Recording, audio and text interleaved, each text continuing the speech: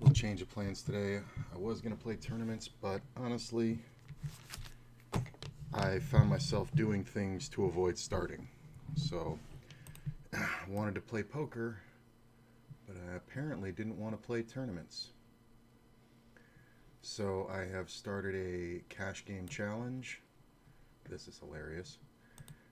For myself, this will be the 6th episode, and I just want to see and track how long it takes to go from 100 to 1,000, and then 1,000 to 5,000, and then 5,000 to 10,000 as we move up in stakes. Because I think I can take it pretty quickly from 100 to 1,000 playing 10 and L, meaning maybe if I put in the good hours, maybe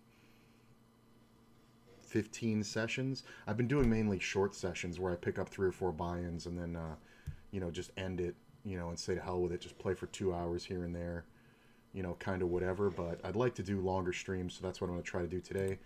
No tricks. As you can see, I start out at 291.26. You can see, so the title is plus 191.26. Originally, I had like $40 on WSOP from a couple of, I guess it would be years ago, that I just never withdrew. And I started, when I went back to WSOP, when I started back playing full-time, I just decided, you know what, I'm going to just kind of spin this money off. I didn't really invest it in anything, and I wasn't going to redeposit on WSOP because a lot of the tournaments, 291.26, I like to have the number on for myself on the side.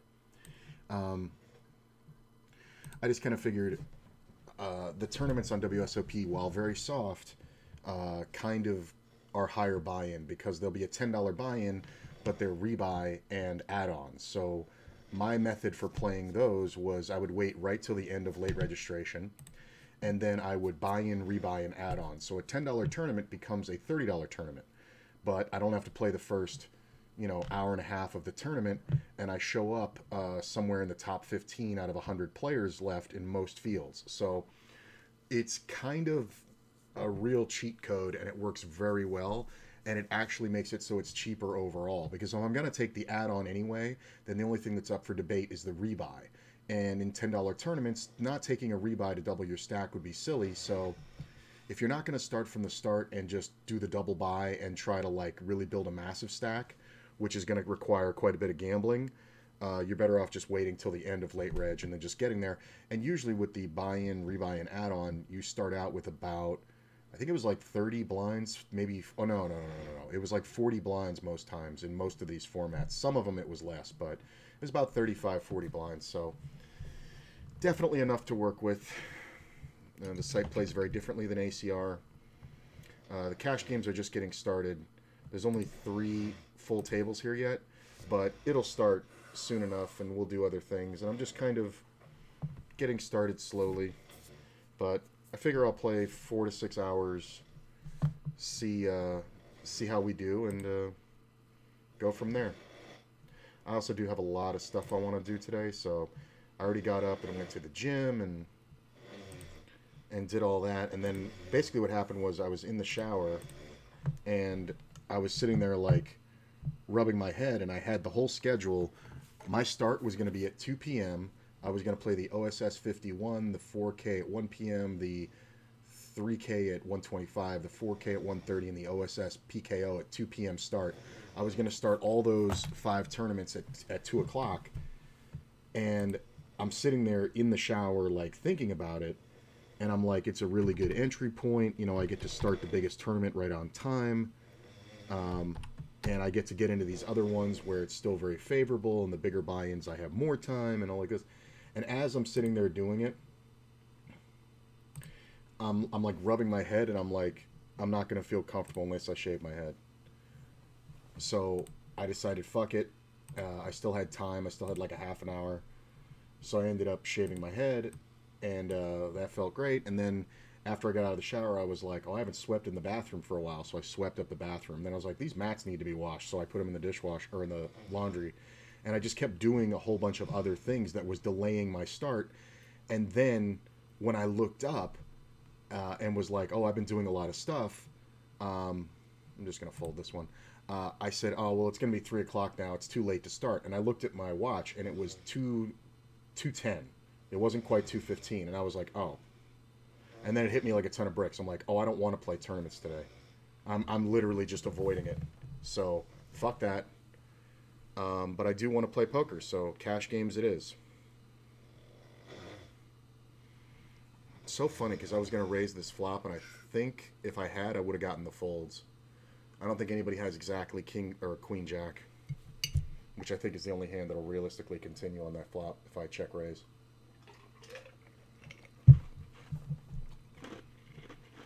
I don't think anybody has an ace.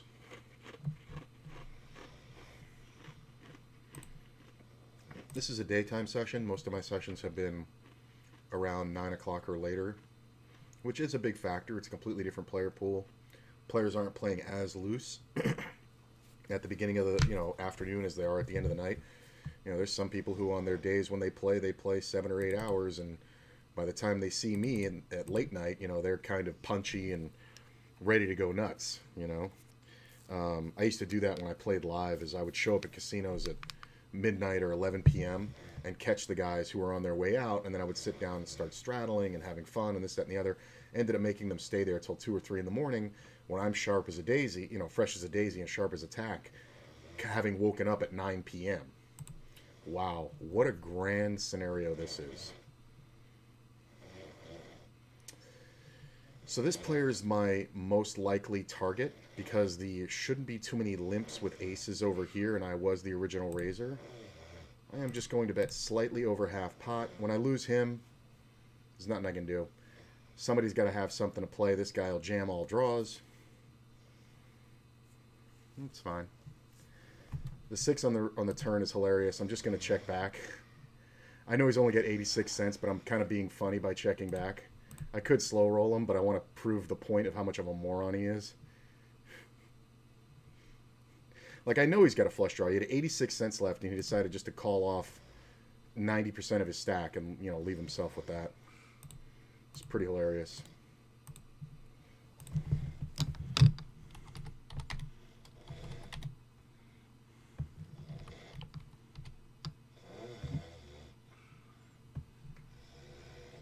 Couple notes. Hey.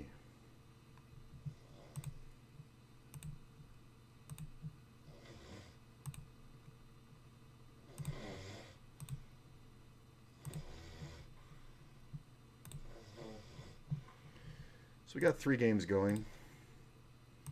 Table sizing's a little off.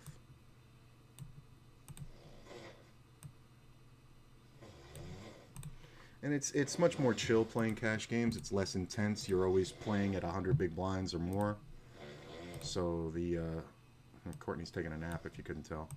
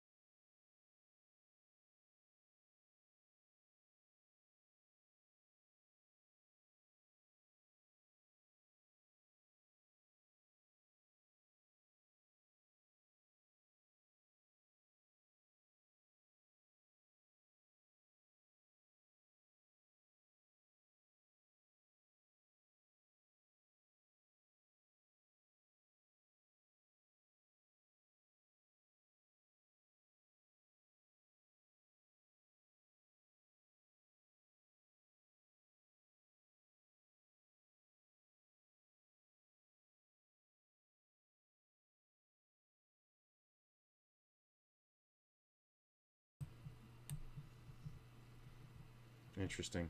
These players make all their moves pre-flop. I've noticed that a lot about the 6 max on WSOP. Players don't have post-flop game. They either raise pre-flop or limp or check call a raise or things like that. But they really don't have much post-flop game. This is just stupid. People call this bet and it's just dumb. Like, even with the jack, what am I hoping for? 7 comes off and I'm not fucked? Like, I'm not in the business of wishing.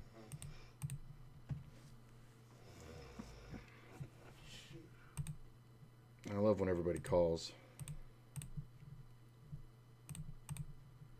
This player limp called. This guy's all in. Interesting. I'm going to check this one back because I'm not 100% sure. I think we just checked the river. 4-3. Okay, I need to see what I'm getting called by. This is absolutely horrendous and hilarious. Well, I probably just got drawn out on here. I'm going to check it back. Yep. Couldn't win. So this player open rips 40 big blinds in first. Seems like a good opportunity. If I was on the button, I would rejam, but I'm just going to let the ace-queen go. Alright, now this table's getting live. These players are super donk monkeys. Doesn't matter. This guy ran out the nuts, so I wouldn't have lost anything. 7-3. That's hilarious. Oh, look at the 9 behind. Does the 9 fold? Oh, the guy made a straight. That's hilarious. And, of course, we dropped frames and are now disconnected. That's amazing. I have no fucking idea why that's happening. It's just local fucking cocks. So this player 3-bets and jamming. I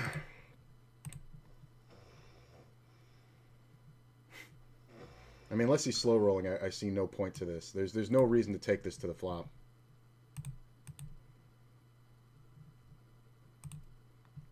Ace king suited, man. What are you gonna do? You gonna call with ace queen?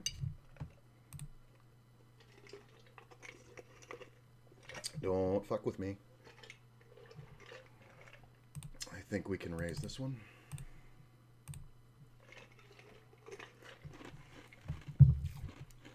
Kind of hilarious.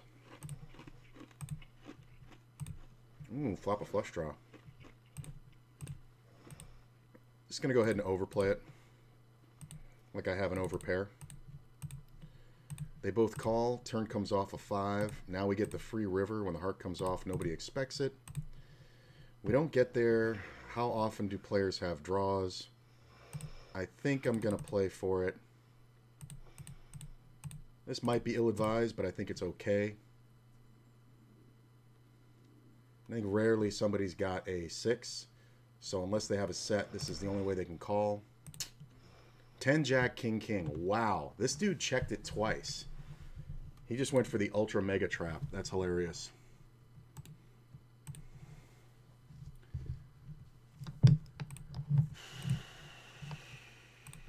Okay. Completely different thing.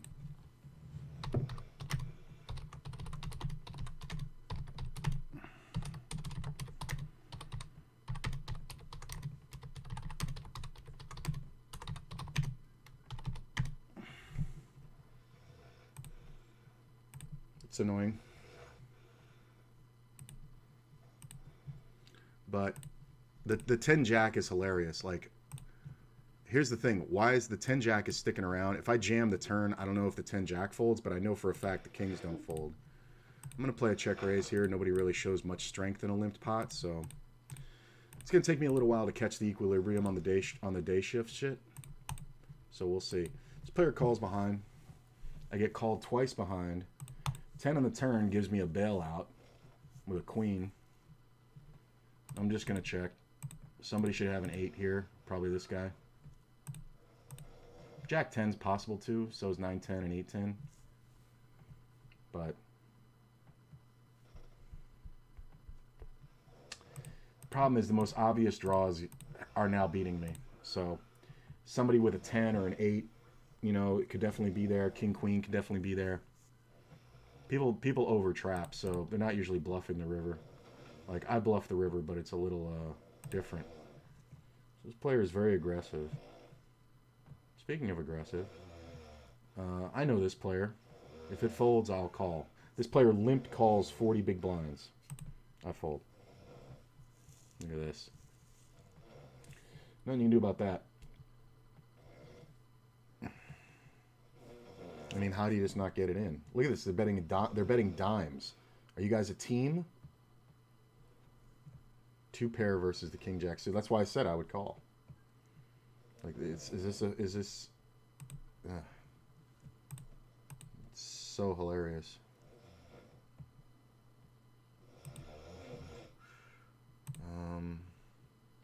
Nothing good yet.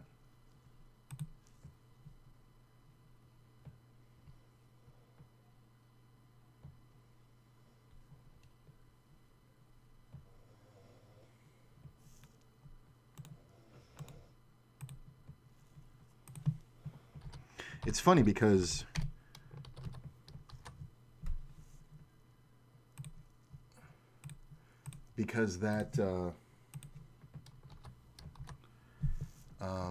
that hand where I bluffed all in on the river, I would absolutely play a 6 the exact same way. Like, I have zero doubt in my mind I would play a 6 the exact same way.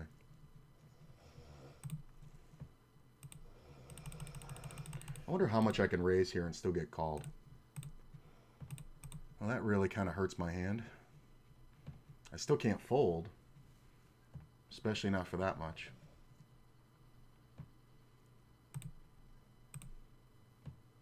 I make the royal flush.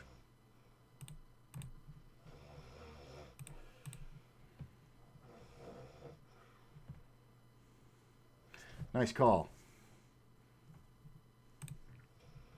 Free roll. These people are idiots. These guys are limping with ace king.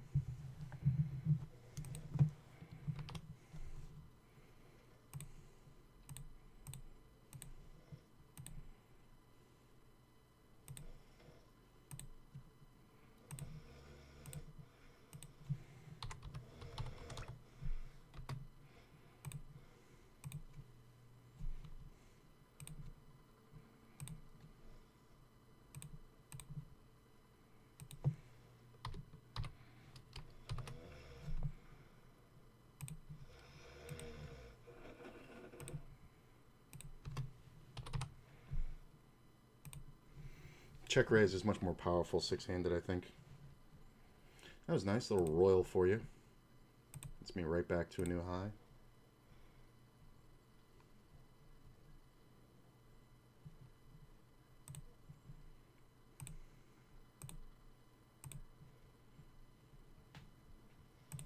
When you see those markers, marker, jack 9 off, TL top left, TM top middle, TR top right, BR bottom right.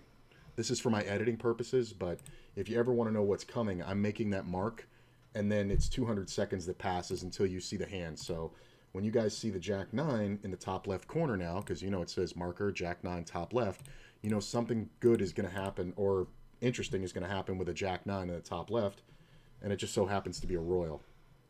First royal I've ever caught on stream, including all the streaming I did before. And I streamed for over 3 years. This is a bad raise.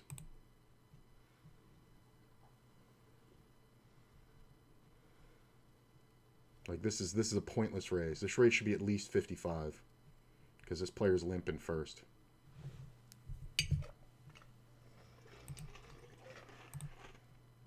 Okay. I mean, it's fine for me. I love how the guy limp folds in first. It's hilarious. Does he know something I don't know about this player? Well, this guy's kind of interesting. I'm not folding an ace, though, to these morons, because they're going to pay me the whole stack if I get to a point where I can bet on them. I am going to blocker bet the river. If I get raised, I'm obviously beat by 2 pair. See, this is the problem. This fucking moron. And why don't you raise? Why don't you raise? Do you really think I'm not calling with ace-queen? It's so bad.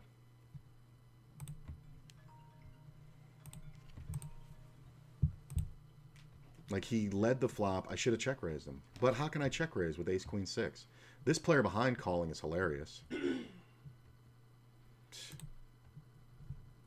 hold on. Give me 2 seconds. Give me 2 seconds. Appreciate it. Sergeant, move. Sergeant, move your ass. Good seeing you guys coming out. Much appreciated. Oh, Jesus. Is this not in the center of the screen? Oh, there it goes. Okay. Okay, hello?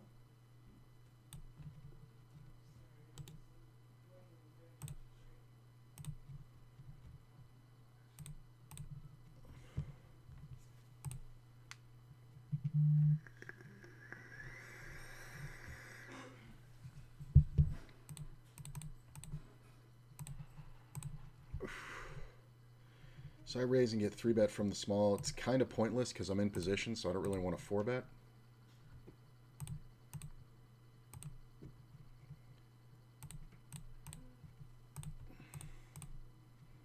How are these people calling? How are you calling? The diamond on the turn is just fucking gross. This, because of this player. I don't know what's going on here. What the fuck is this? Like, what is happening? This has got to be a team. These players are playing together thinking they're improving their chances of winning. They're totally not. You can't do stuff like this and just fucking... Ugh.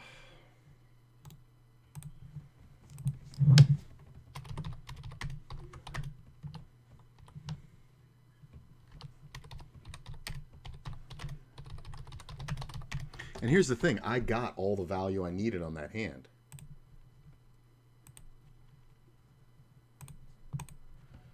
I'm going to c-bet this one small because it favors my range. This player calls. The 4 comes off. It's kind of whatever.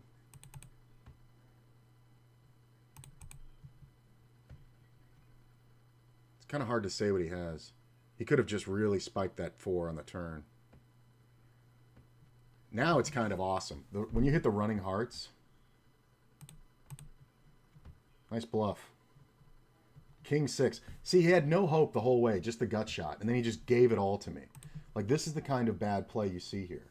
And here's the thing. I sound angry, and it's only because I have to remember you have to hold players like this in contempt. Because if you think these players are your equal, you're going to play as bad as they do. So I will tell every one of these players to their face how fucking bad they play. I don't give a shit. And there's no chasing these fish away. They're not going anywhere. If you ever saw The Color of Money, it's like chalkies. The guys never leave the street. That's a stupid ass fucking bet. Of course you have the king.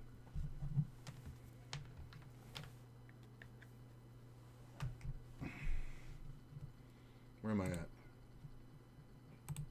Up a buy-in and a half in 20 minutes. Like this is just retarded shit. I'm gonna house these motherfuckers. They're doing this dumb shit and they're on my right. They're gonna get fucking destroyed.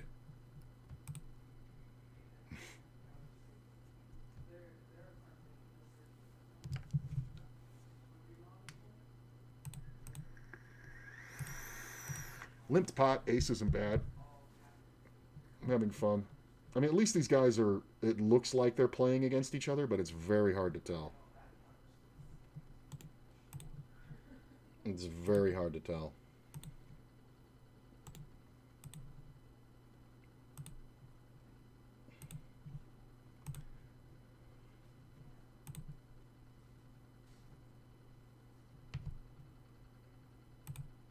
I'm just going to go ahead and make a small bet for value.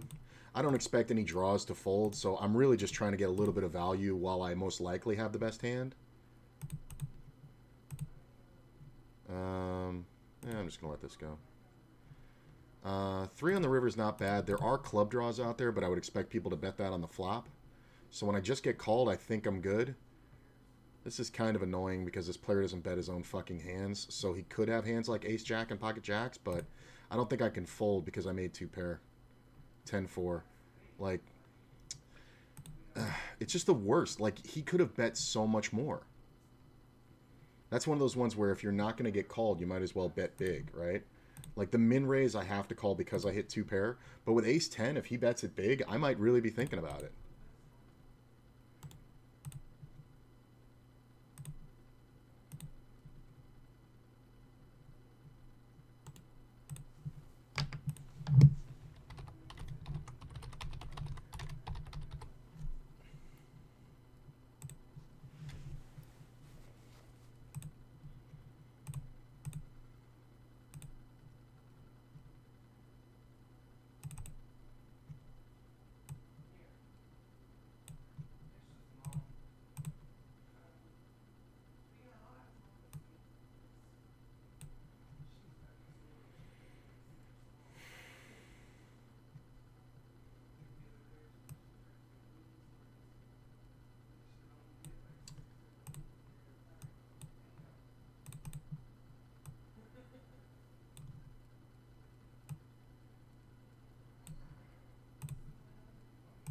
I'm going to wait and see how this table fills up to see what position I want.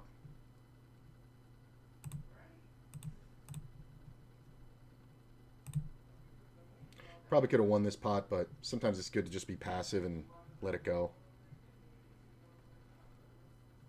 By the way, these symbols, like when you see the fish or the chicken or the shark or whatever like that, they don't mean anything as far as their nomenclature.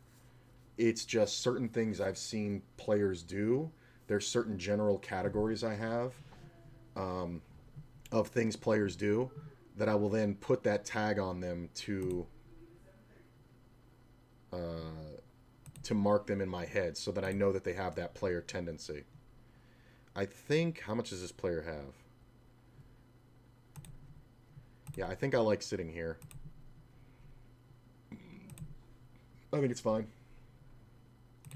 This player's trying to limp every pot. I am not going to allow it.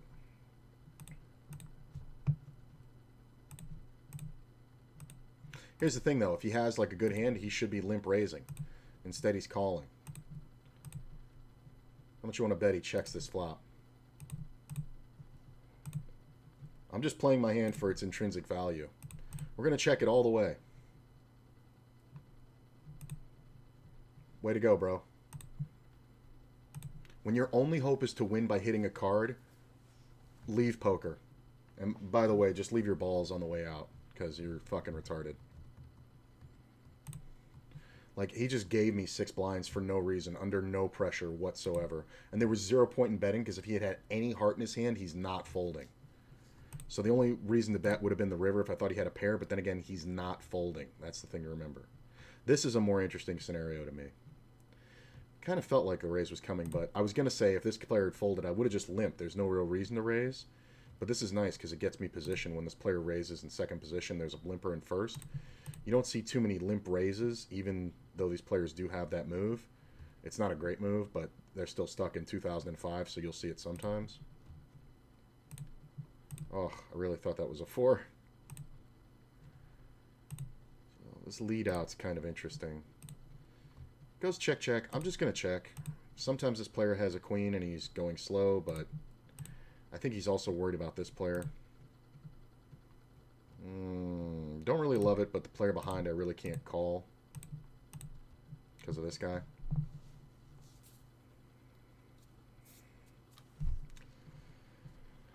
Pocket tens.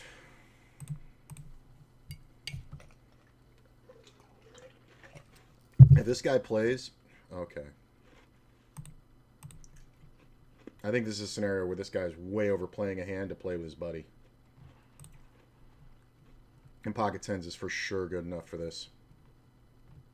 Maybe he's just got a better pair. It's just too bad, but I just don't think that's the case most of the time when we have tens.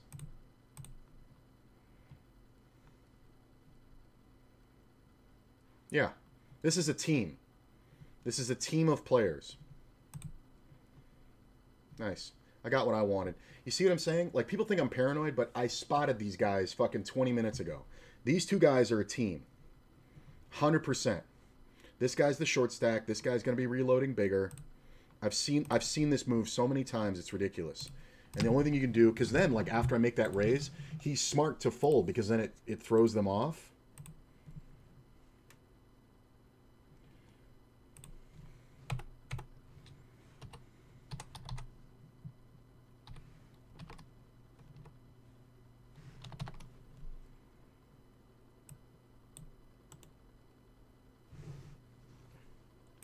I'm making the note on them. And here's the thing.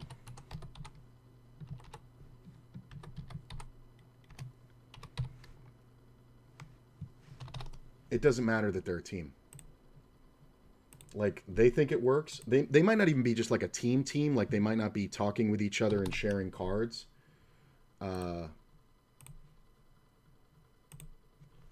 Like on the phone or something, or on a messenger. But they're definitely at least friends. So they're trying to manipulate the game a little bit. And this used to bother me. But since then I've learned how to spot it and how to deal with it. Like, why rat them out? Like, if I know what they're doing, why not just play them off each other so my pocket tens just go through the roof in value? And I'm up 2 buy-ins that quickly. It's hilarious. I don't love this, but I really don't hate it either because this player's in the pot. He's dead money. That's not bad. Kind of really depends on what this bet's going to be. Yeah, I'm not really afraid of that, so I'm going to check raise. If a good card comes on the turn, I'm going to jam. 10's pretty good. I'm just going to put him in. Ugh, lucky shit. Why not jam the flop? Like, if you're going to call on the turn when the 10 comes off, the worst card in the world for you, like, I can have trip 10s and you have 6 outs because you can't hit any of those hearts. Like, why not just jam the flop? Like, this is how bad these players are.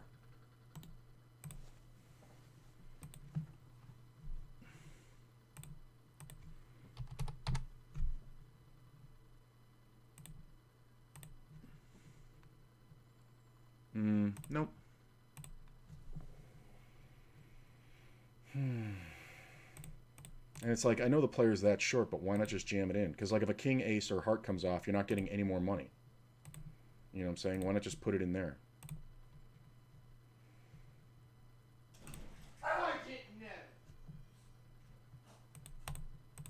This guy can definitely have deuces. He can definitely have a flush, but a lot of times he just got a 10. 10-9? Probably like 10-jack. What do you have? Queen-jack. Oh, okay, the open-ender. That's not bad. He bet kind of small for it, though. He should really be representing that king. Because nobody else has the king there, unless it's specifically me, because nobody raised. So, this player raises everything. So I kind of want to ISO. Because I want to take the lead away. Badly. Don't leave the table. He's not. $4, right? You're going to reload $4? Every time. All day long. That's fine. I just wish they would reload full stack.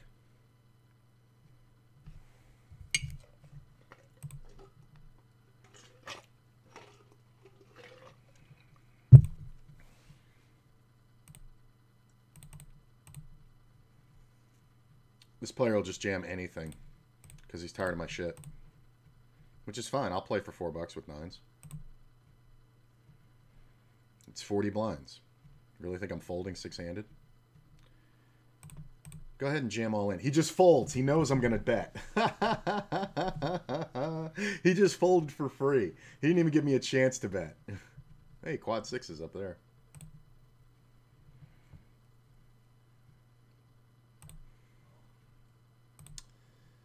I thought we'd get more tables. Well, we got 4. I guess we'd get a 5th going soon. Everything okay with your dad?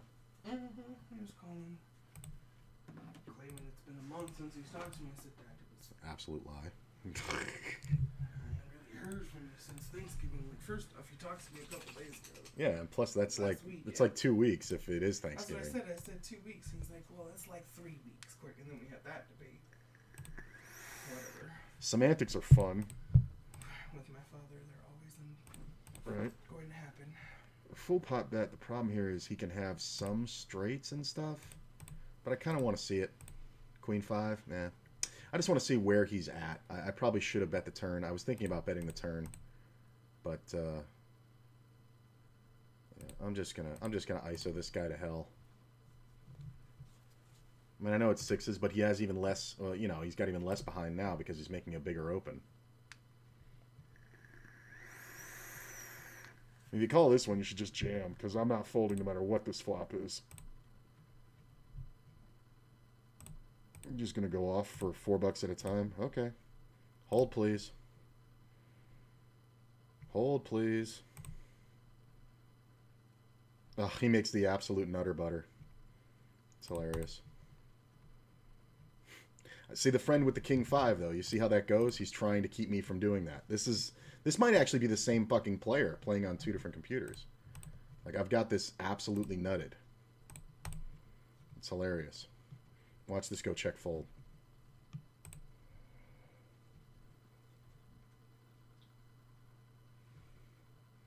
I mean, it's orchestrating like a chip pass. Like, he's trying to pass chips to this player. Maybe not. And they could just be two horrible players, but it really seems coordinated. Which is fine. Saves me money. Actually makes me money. I'm going to check that. Probably see what the turn brings. I think we just go for a bigger bet. I was deep in some good sleep too. Fucker. Oh, your dad? Yeah, he wanted to see if I still wanted, you know, they have that big nice. Have the what? The big nice Ninja air fryer. Oh. The one that it folds up when it's not in use. I mean, it rises up. Anyway. Yeah, no, I know. I'm gonna see, he told me to see if mom wants it. That was nice of him. Since I don't want it. He's like, She could use it. she's like, she's getting ready to take it to the Goodwill, and I feel like it should go to somebody in the family.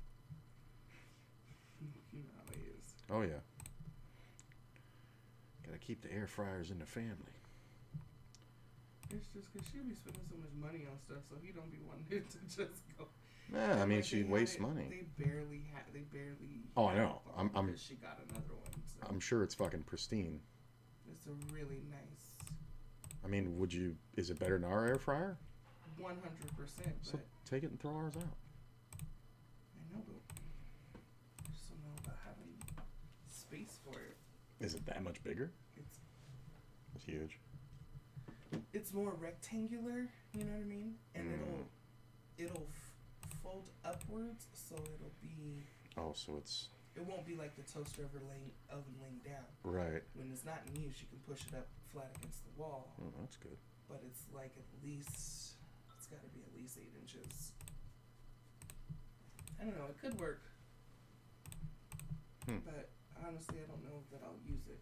That's the thing. In the I end, don't really buy anything that. yeah. No, Mom, I think would use it. Hers is like super tiny. It's smaller than the one we have. So. I'd say ours is the right size, you know, for just a family. Like Yeah. if you don't have like a big, you know, 2 kids and, you know. Yeah, it's perfect for our use for sure.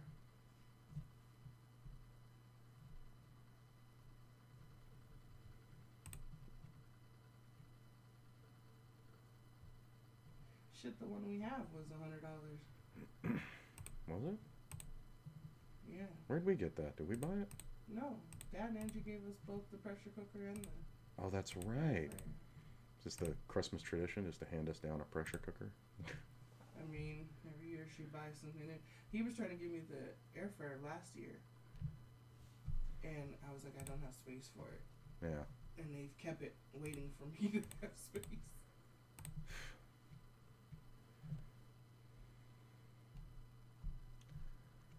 Well, you can have the big overbet, pal.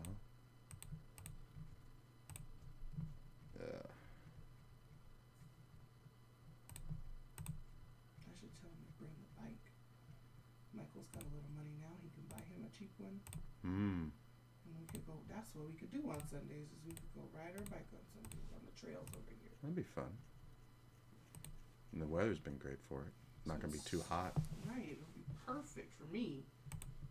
You can put on a long sleeve shirt and just go. So this player is calling. I feel like sometimes he has a 10, but I'm gonna check and only bet favorable rivers. That's not bad. I mean, if he leads, it's awful, but I think I can get some bluffs through here because it looks like I have an ace sometimes. So I'm just gonna do the medium value bet. If he has a 10 or an ace, he's not folding. But yeah, you just have to bet twice there. So I think that's one where bet check bet works best.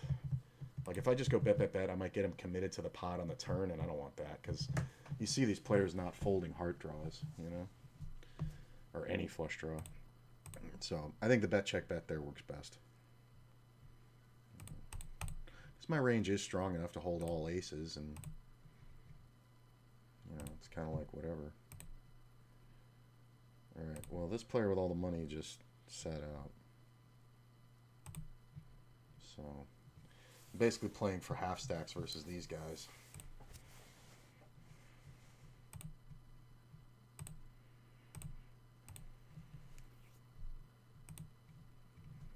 That's a bad spot to bluff, bro. I mean, not just because the guy had the nuts, but just because he never has. You never have the nut advantage there. I think we can raise up. How long has this player been at the table? 16 minutes? What the hell? How did he... He must have just hit a big hand. Oh, Jesus. I'm going to play this monotone one the same way. Yep, and just take it down. Monotone flops are really kind of tricky when you overthink them. So if you just keep it simple and do good, you'll be all right. I mean, these players are busting each other, but it just seems like they're so... Maybe they're just the shittiest players in the world. Maybe they're not working together.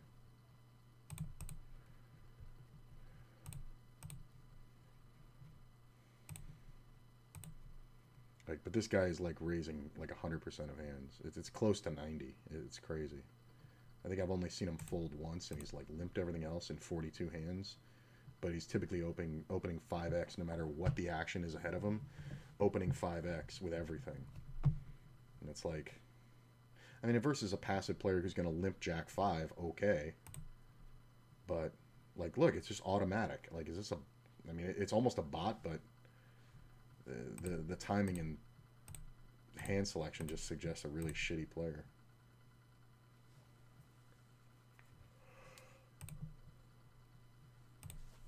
Ooh, we got a lot of people here. Appreciate that.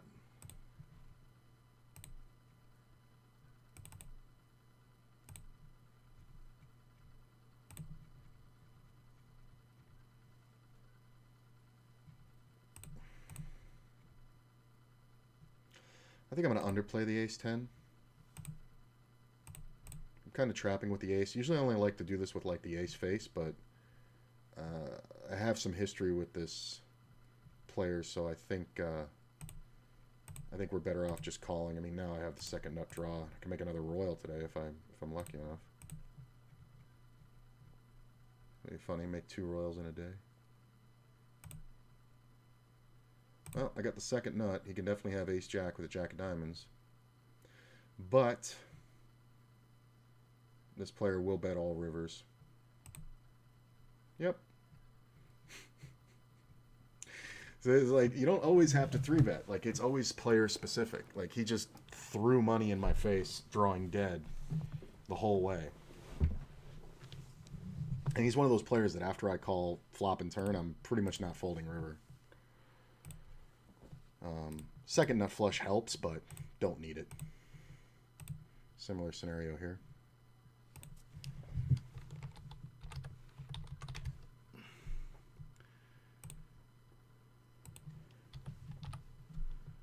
That 4 is not very helpful for my action.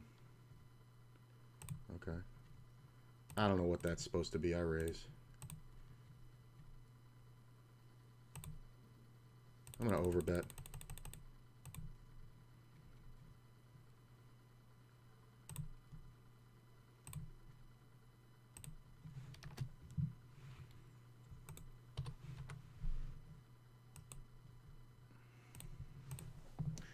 An interesting hand. I love when I see these players just having rules. I open 5x no matter what. You're a sucker.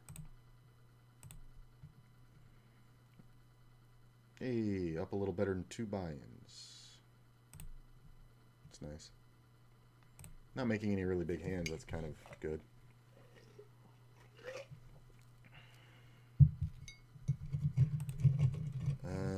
Yeah, I'll limp one behind. I haven't limped behind one yet, but this player is very short. I mean, that's the kind of flop you want, in limped pot, in late position, multi-way, with 10 jack. On a Friday. At 3:21 p.m. I was just about to say in the afternoon. In Henderson. In Mercury's retrograde, sitting in your chair, in your Old Navy sweatsuit, kind of it's ideal just all the way around. With your wife laying in the bed. And your wife laying in the bed. And the dog up under her ass. Right. Any other dog on the you just keep going. Right. And with an aloe plant sitting next to you. With the fan on low. Fan on high is too much, but with the fan on low, it's perfect. It's ideal. With sweet dreams behind you. That's right. Right. You need your Harry Potter pillow. And don't forget about Hoisha. Right. It really was just ideal, though.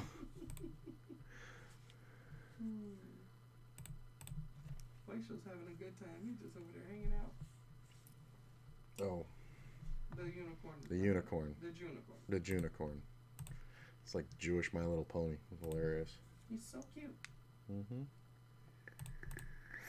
You should see the way his little legs are split over this Harry Potter pillow. Oh, This is kind of interesting. I kind of like the float here.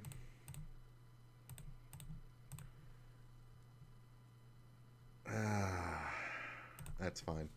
I just, when the board pairs, it just puts way too many problems out there. There's not enough for me to represent, really. So, it's fine. I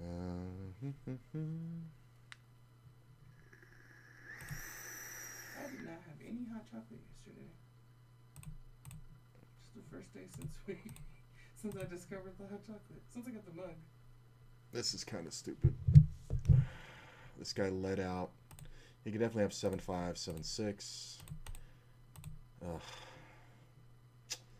Just every draw got there. Yeah, you got it, man. And I don't think he was leading with nothing, but I definitely don't think he was strong enough to face down a raise. I think he just totally gambled there. And that's the reason why you can't do that, is because I'm just not going to pay you off. Really? Okay.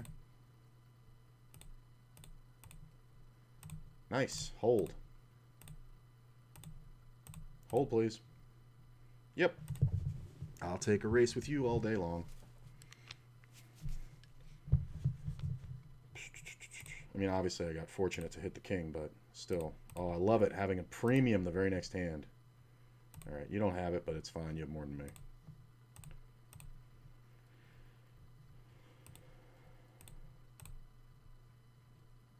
I'm not always racing the ace-king there, but because of that specific player, it's just always a pair. Like, and it's never aces and kings is really the point.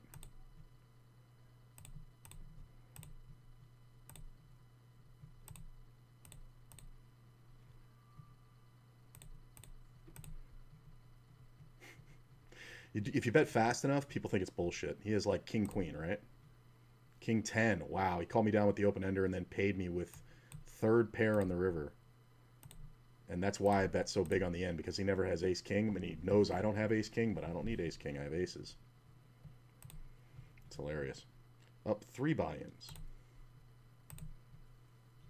in 48 minutes. It's pretty good. I think I need to get off this table and rat hole the money.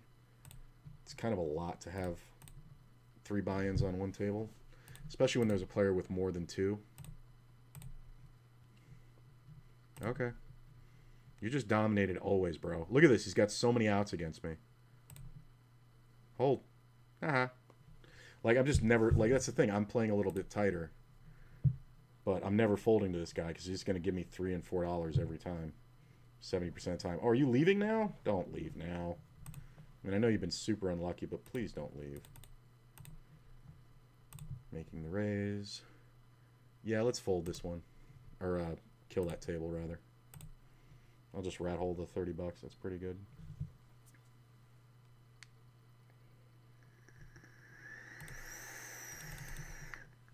I'm going to bet small. I'm just committing this player. Short-handed people don't understand what to do here. He could definitely have me beat with like a random ace-3, but I'm never folding, and I think I'm making him make the decision now with like ace-jack and ace-10. So.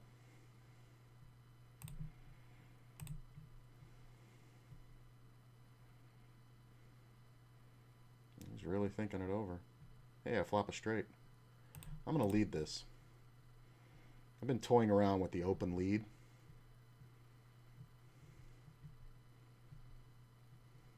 Deuce. Like, I can definitely be up against ace-10, but I think we're just betting huge here.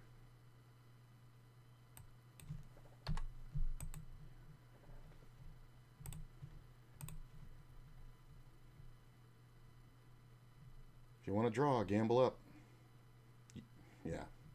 It's just, I'm just not letting it happen, guys. That's the thing. They both had draws. They both had a 10 and flush draws, like split between the two of them. So I had way too much going on. So overbetting the pot there is important, because when they do face that bet, especially this player, he's just going to jam all in with a flush draw, and then I'm just printing equity. So that's why I overbet the pot. It wasn't really a kill attempt. It was just, I want to see how far I have to go to make the player fold. Up 3 buy-ins and a half. Yeah, so 4 o'clock, all those will be fresh. Well, my moron friend over here, is this him over here? No. Oh, that's you. That's my buddy over there. Let's pot this. I'm going to go into the rat hole. Plus, I got to let the game calm down a little bit, because when you run over games for a while... Yeah, this player behind is the problem. If this guy gets out of the way... Okay. Yeah. He's donk leading because he wants to see if I have an ace, so don't fall for that. This player leads out. I'm just going to call. He could definitely have a 5. He's going to bluff. He's going to go bluff crazy, though. I mean, the min bet is just hilarious. I'm going to let the time tick. And then raise him. If he has a king, he's going to go broke. No.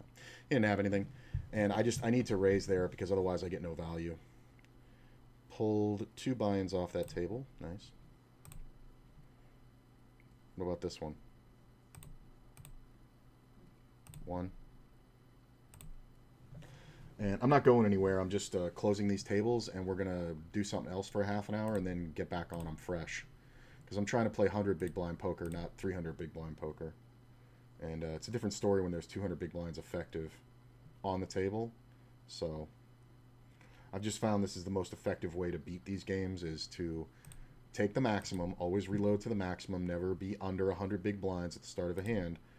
But sitting here with 200, things get a little sketchier when another player has, you know, close to 200 big blinds. And on the other table, when I had 300 and other guys got 22 or 220, it kind of really changes the dynamic of what you can do. Like that ace-king suited doesn't become a jam anymore versus a player for 300 big blinds, as it is versus a player with 130 blinds. Just because you're so much more likely to get a fold out of queens and only get called by aces or kings. Yo, we doing cash game challenge? Let's go. Damn right. And I just need to grab a little food, and I'll be back in like 30 seconds after these tables close. And then we're going to fire them back up at like 4 o'clock. But I'm not going anywhere. We're going to play other stuff on ACR. So we can kill that table. Have you moved house or something, mate? No. Oh, you're looking at the camera.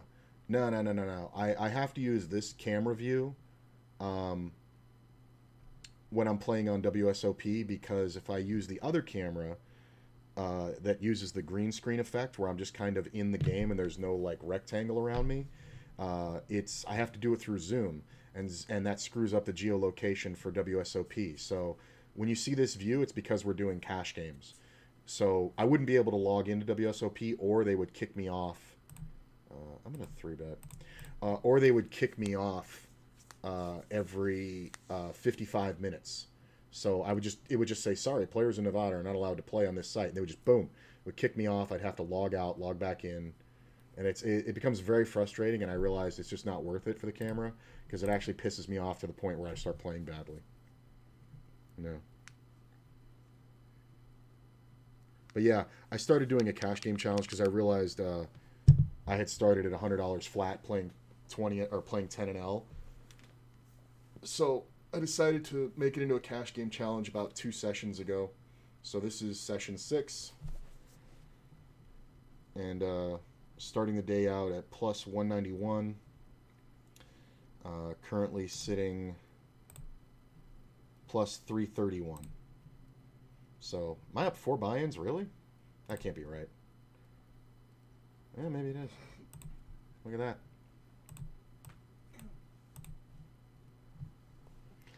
Pretty nice.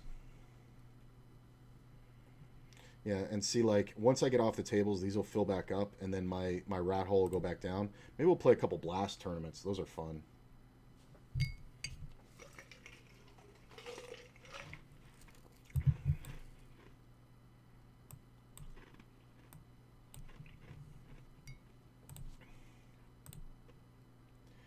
I think what I'm going to do is I'm going to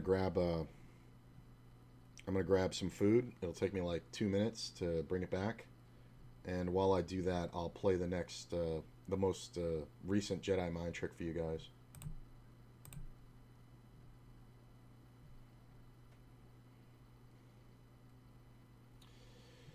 Just playing out the free ones over here.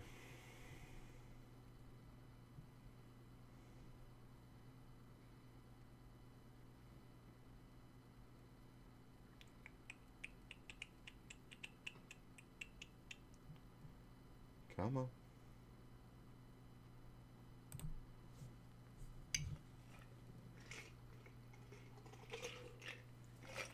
Or are you saying it looks like I moved because of all the junk sitting behind me?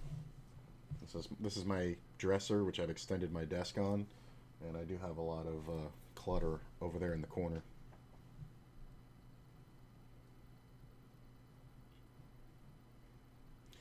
Can I just kill this camera? I'm wondering if I can. Oh, I can. Nice. So you guys won't have that obstructed while I go eat. Yeah. Okay, so I'm off that table. So started the day at 291.26. We're at 331.53. So we're up 4 buy-ins in about 57 minutes.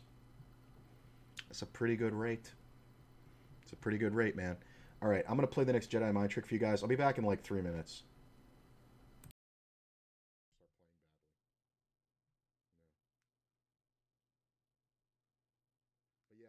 Started doing a cash game challenge because I realized I relate to the world through movies mostly. It's upsetting to me to see that the council doesn't seem to fully appreciate your talents.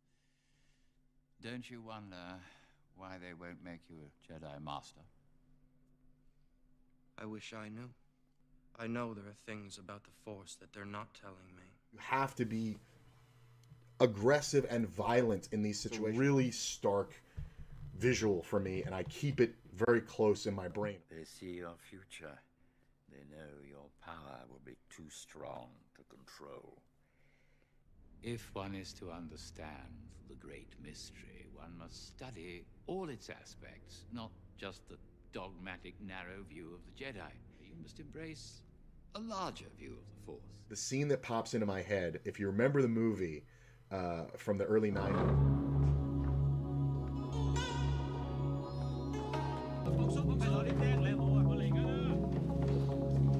came back and we'll play some Zoom. Just gonna go ahead and bet like we have a jack. Our opponent can have a jack here.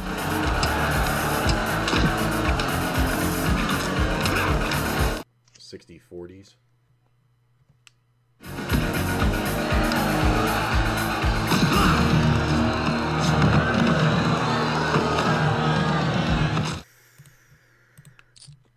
Might be going bet here.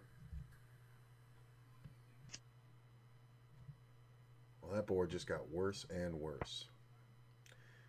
I don't believe there's much real chance of bluffing here. Keep going! Keep going! But I'm gonna try. I just don't want one pair to beat me.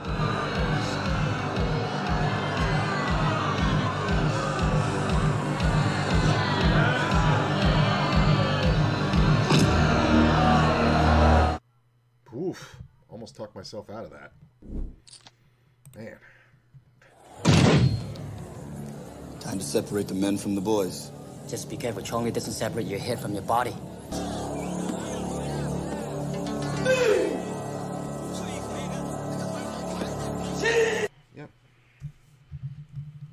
was a nice hand. I don't mind this so much. Pretty good. Wow. Next hand.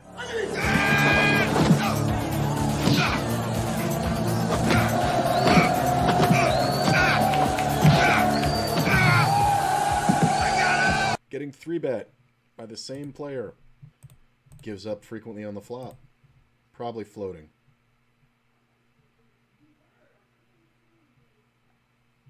Yeah.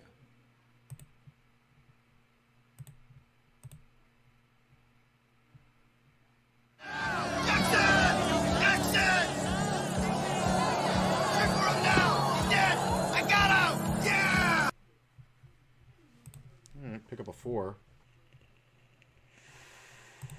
I don't hate it. I'm only calling because of the player behind. Yep, I knew it was coming. I'm still calling. If they bet strong, I'm just going to give it up. Bet half pot.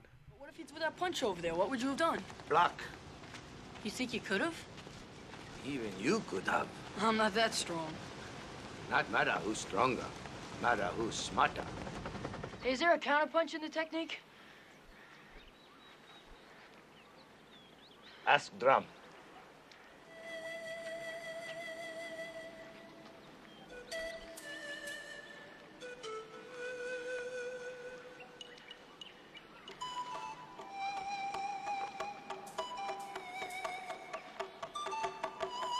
I'm going to go ahead and check raise this. Sometimes it calls I think it's just a good spot where it's over the ace.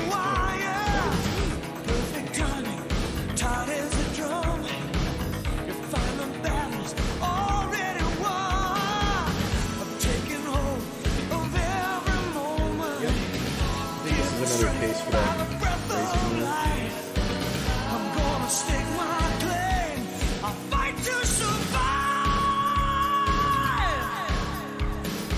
You check raise, I check raise.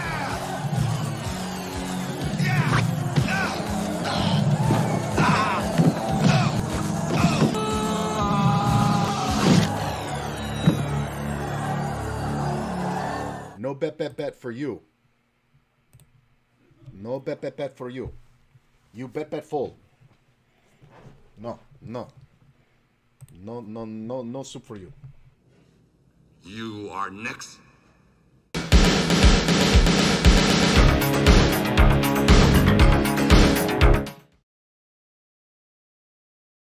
Love the way that one turned out. Oh, where's my camera? Hey. So I'm just eating lunch. While we do that, let's jump over to Blitz Poker on ACR.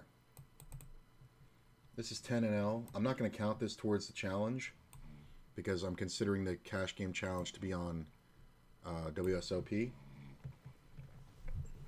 If you don't know what Blitz Poker is, it's just like that. You just fold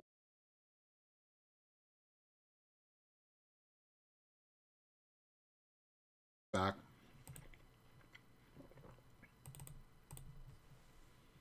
I think we can get some value.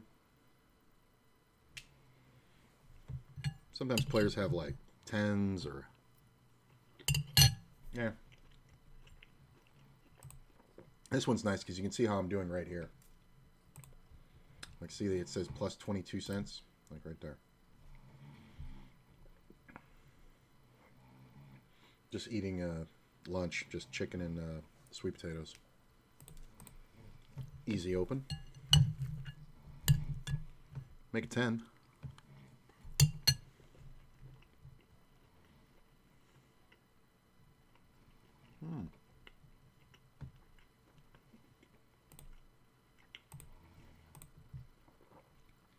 I like the bigger bet to protect. When players take a long time, just bet. They're usually folding.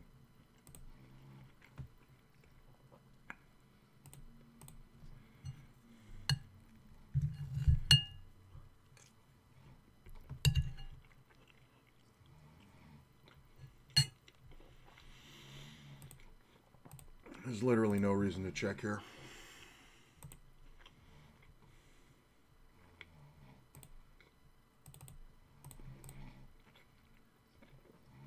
He can have some rag aces, but I want to make sure to get my value. No reason to bet the river. Wow, he had ace queen. Really? You think I'm betting 3 times into you?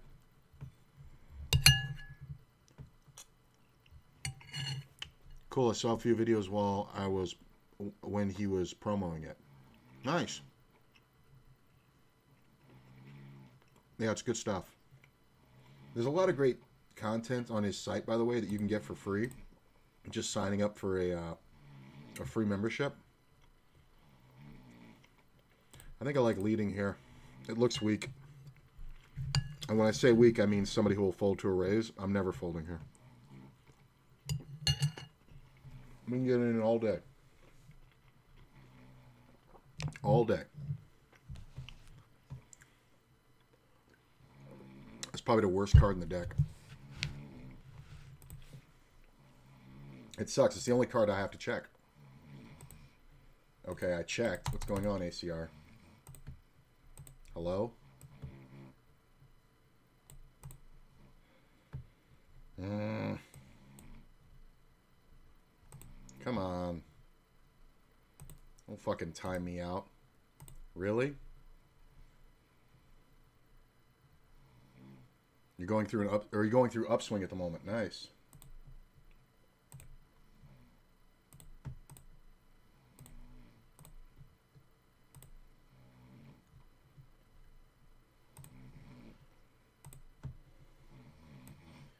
It sucks because he can have so many 7s here. He can also have a lot of jacks. The bigger bet, though, is kind of screwed.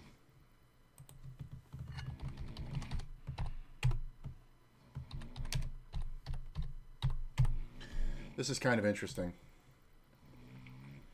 I think he's more likely to have a jack than he is to have a 7, so I'm going to call. It's close.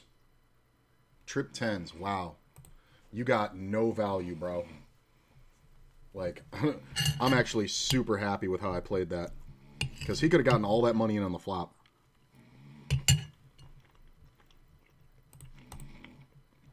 That being said, I could have raised him on the river. You know what? I should have raised him on the river.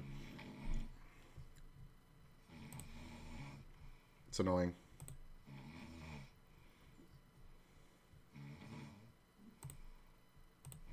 I don't do this too much. But I'm going to raise to push out other players. I just don't want the small blind doing anything stupid.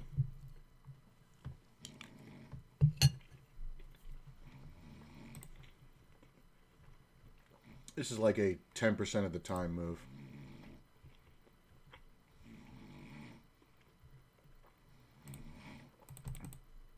I'm just going to represent big pairs.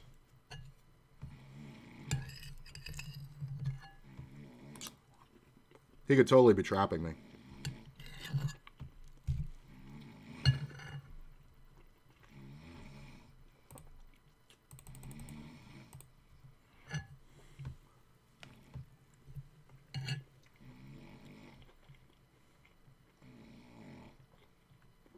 That queen's bad for me.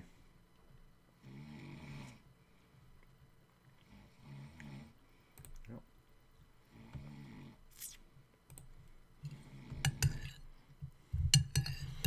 I knew it was bad for me. I was really praying for a jack on the river. I know it sounds crazy, but I just need to know that he didn't have one.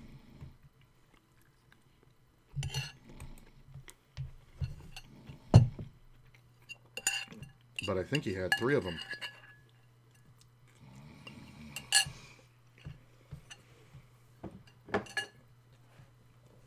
I don't think he had the flush. But he definitely had a pair, at least a pair bigger than jacks.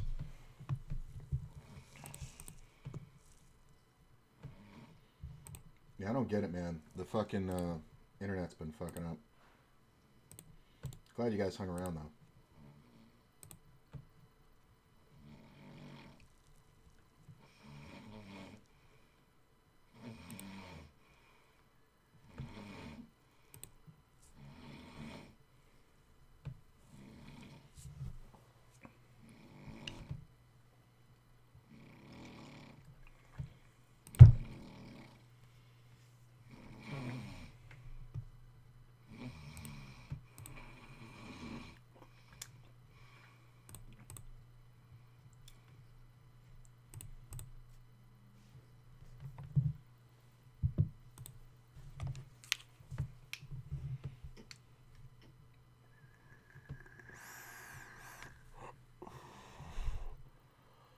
That's a big open.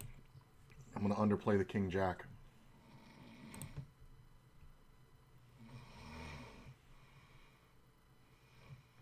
It's kind of hard to bet into two players. It's kind of the bet I want to see. I was just kind of worried about the player behind. I mean, if this is one where the guy just has a better king, I'm going to lose some money here, but I think it's fine. I'm just trying to sniff out if he has aces. Yeah. King, queen. Yeah. It was king, queen, or nothing. I mean, it could have been like tens or jacks or something. It was close.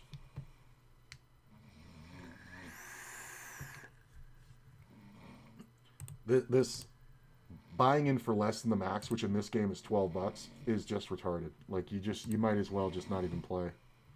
Because you're not going to get action on your good hands, and you're not going to be able to make enough when you hit something good, like a set or something like that.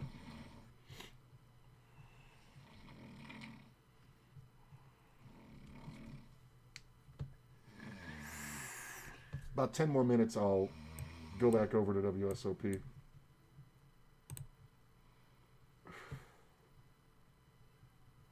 Nah.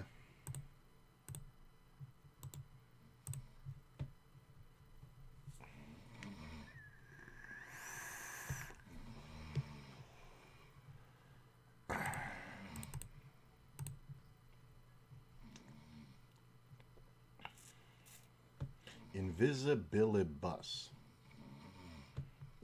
Invisibilibus.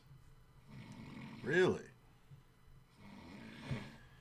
So, 17 blinds to win 52, plus the stack behind. 152. 17. It's close. It's 15 blinds away from the proper odds. Fold. It's close. He needed to have, or I guess I needed to have a little bit more on the table. If I had had 150 on the table, I could have called it. Because I need 10 to 1 on those. And I just don't have enough. So it would have been 120, 240, plus that 242, calling 17. Oh, wait, I did the math wrong. Did I? Because it's his stack, my stack, so I'm the effective, 240. Oh, I did it. I flipped it around in my head.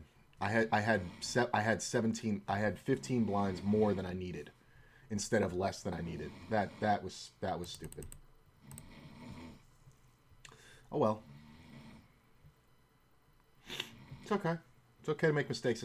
I know the rules that I'm sticking to, the 10x, but you know, I'm gonna make mistakes in game at times.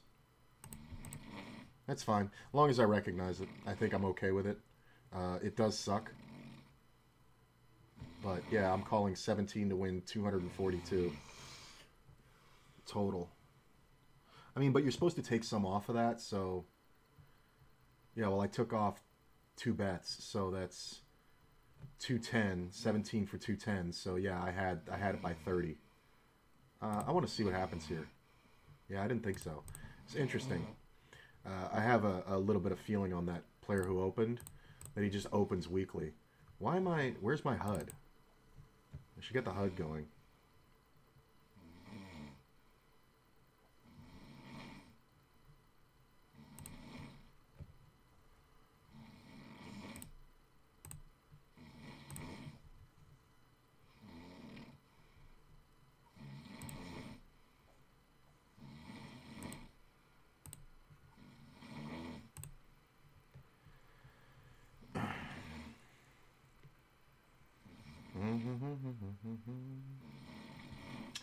Player calls, club comes off on the turn. I'm going to check back and probably bluff catch the river. Alright, we'll just check. I can have 2 pairs. I'm surprised he didn't check raise me. I mean, I definitely wasn't getting any more action by betting the turn, so I'm kind of glad I checked it, right? It's kind of smart. Fold. Okay, there's my HUD.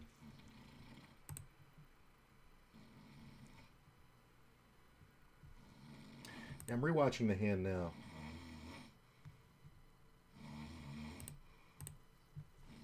I think these short stacks are probably broke players with their last. You see a load of them on stars. True, but there's also players who buy standard, just reload. Like, here's the thing. I mentioned that guy because he had $5 exactly on the table, and I've seen him playing already today, and he always had $5. So some players just set their reload at 50 blinds because, honestly, because they're pussies. They don't realize how much more pressure is being put on them because they're short stacks and how little value they're getting for the same reason. So I used to do it, like when I was first playing like for cash live, the max buy-in was 300, and I didn't understand why having 50 blinds wasn't as good as having 300 blinds. You know what I'm saying? So I used to, or having 150 blinds, $300. This is kind of goofy because he can have some flushes, but I think if we bet big enough, it'll look like bullshit. Yeah, I think it's my best chance to make money. It's fine.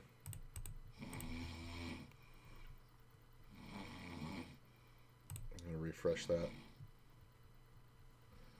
so I can see the stream properly.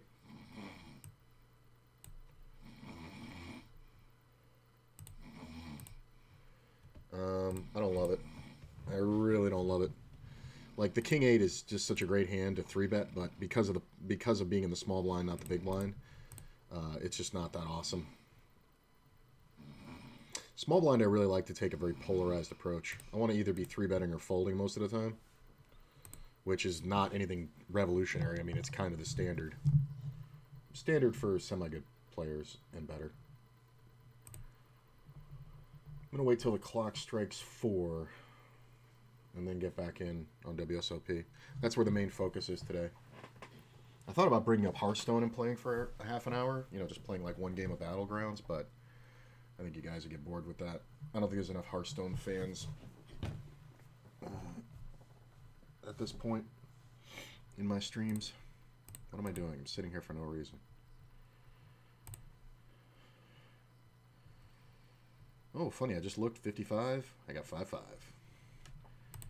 All right.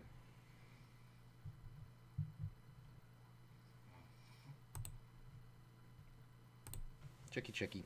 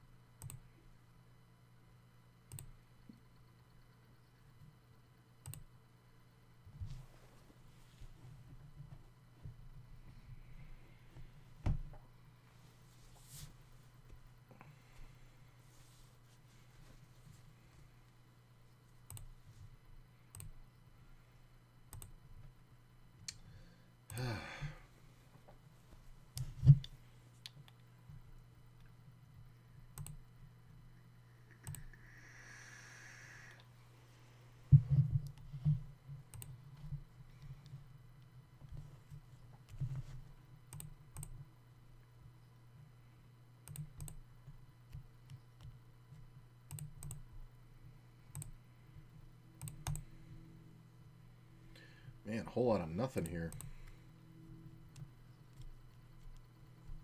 You do learn how to play your blinds very well playing Blitz.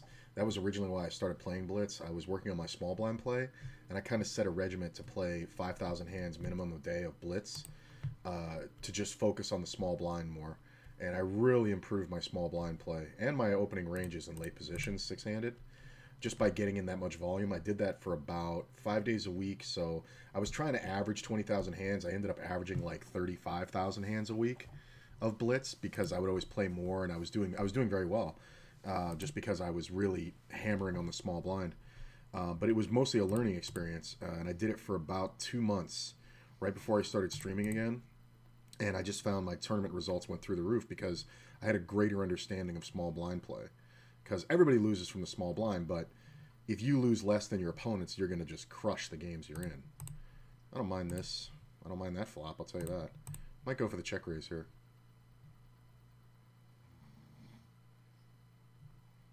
Especially when the bet is small.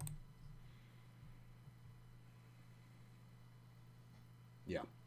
I mean, and that's the thing. It's value, but I have to protect it. And I just have a smashing ton of equity.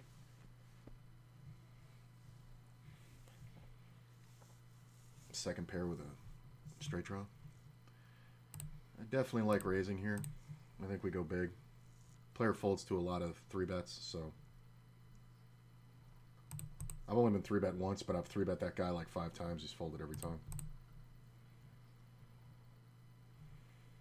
It's funny because I put the HUD up so you can't see the player's name, but I realize that I'm recognizing the players by how many hands I've played with them and their stats and their avatar. It just kind of gives it away.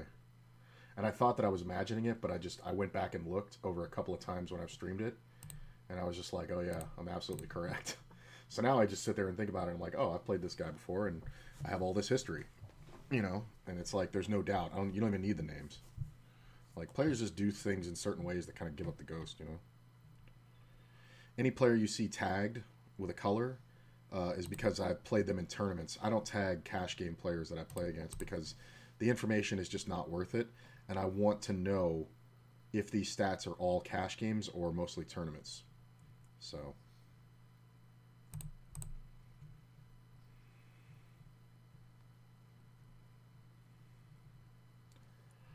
This guy's playing 2 tables at once of Zoom or Blitz. This is the same player again.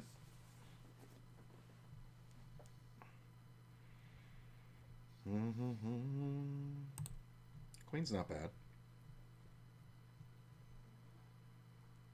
Don't know why this player's taking so long. Where are you from, bro? Russia? Okay. That is a factor. It takes a long time. I'm just going to bet standard. A little better than a third of the pot.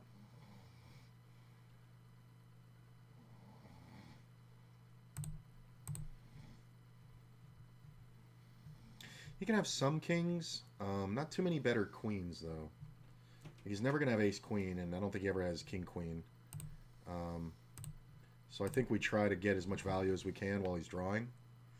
He's going to have a lot of 10-jacks, a lot of ace-10s, a lot of 9-10 kind of hands, you know. So I think it's better just to attack for value there with second pair. Like, because when you bet for value, players don't really... Like, they can see it, and you're trying to show them that you're just getting value and just causing them bad odds on their draws. And if players want to make the mistake and draw, that's fine. I know this guy. I know him before I see the HUD. Perfect flop. Probably smashes him. Like, oh, look at this. I got to see what happens. I feel like he's going to raise. No? All right. Interesting.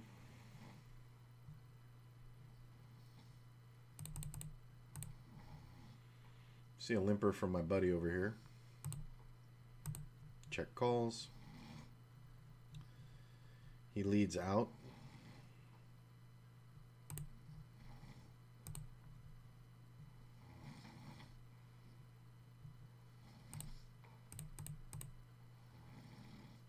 Unless he has a pair of 5s, I think this is going to work.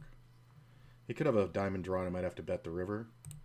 Jack's not awful, but it's not awesome. If he checks, I think I might just check back. He made the jack. It's so funny because he's limping. What jack is he leading? So he limped. This is interesting because I think it's a lot of times it's a diamond draw. And is he ever leading a jack with a diamond? Jacks with diamonds? I don't think so. So it really comes down to, does he have a set of 5s or a pair of kings? I want to see this one. This is probably not good, but I need to see it. Good reasoning. Good reasoning.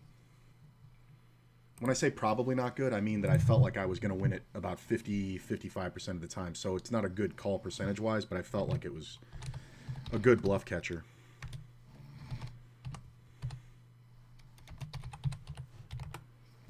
It's a nice hand.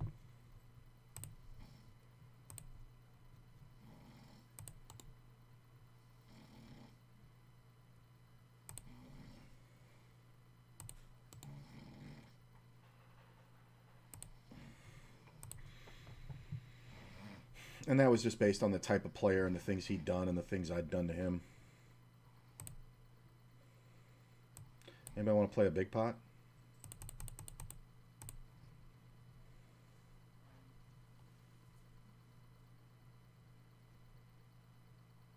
Yeah.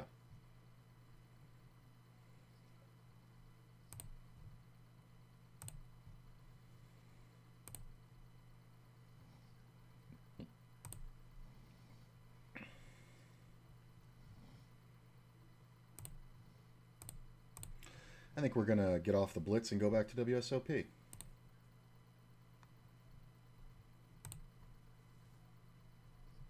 Which I guess I can keep playing until WSOP restarts, right? Because I'm going to be on a waiting list, I'm sure. I want to see what happens here.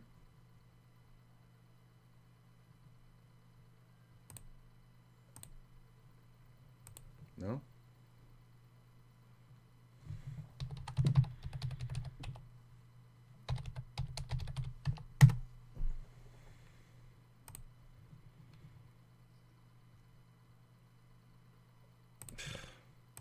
Having trouble validating my location. Hilarious. Well, the good part is I know what I have to do. I have to go into the Wi-Fi settings, turn them off and turn them back on.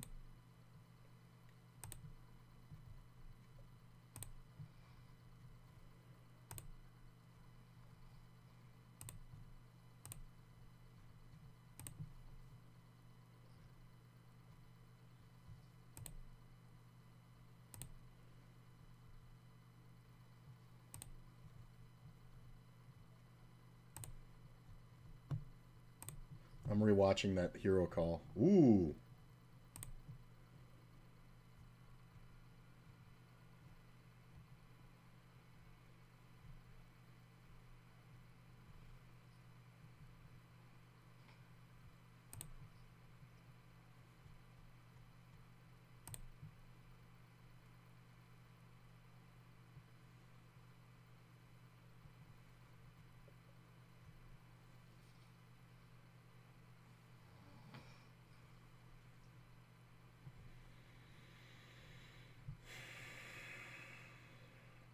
I think he might bet the river.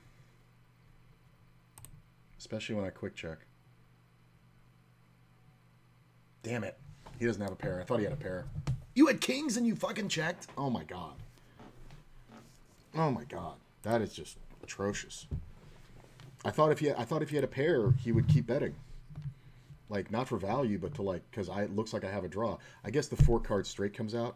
Maybe I should have check raised the flop and then checked the turn. That might have worked.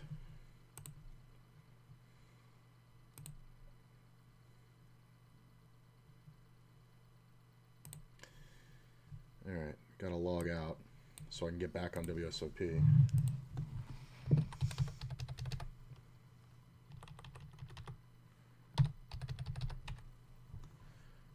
We can flop one. Small blind's going to 3-bet a certain percentage at a time, but it's still going to be good because I'm not getting 4-bet behind very much. Ugh, having trouble validating. Oh my god. Fuck you, WSOP. I have to fucking close this shit again? Is it because of the HUD? That's... Yeah, the HUD did it last time. Was it? Mm-hmm. You have to close everything. I had to close it up by itself. Yeah. Alright. Well, that's what I'm planning on doing anyway. It's just so weird. Like, the HUD doesn't even geolocate on anything. The only thing it's doing is it's pinging back and forth. So this is kind of a good bluff spot. Not perfect, but we're going to go for the value bet bluff. If he has an 8, it's going to be hard to get a fold, but... did he call me with ace high?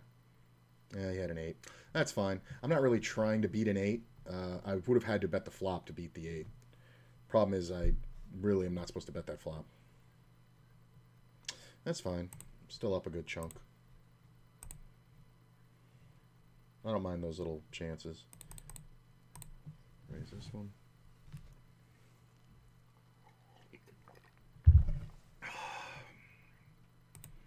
Foldy. Foldy. Nope. Okay. Close this. 36 blinds and 112 hands. That's pretty good. It's about 28 big blinds per 100. Not bad. So I'm going to close the HUD. All right. Now let's try WSOP. Oh, you know what it is? I have to go into the settings. Connected, mobile. Can't do that. Okay. So, close ACR. All right. Reopen WSOP.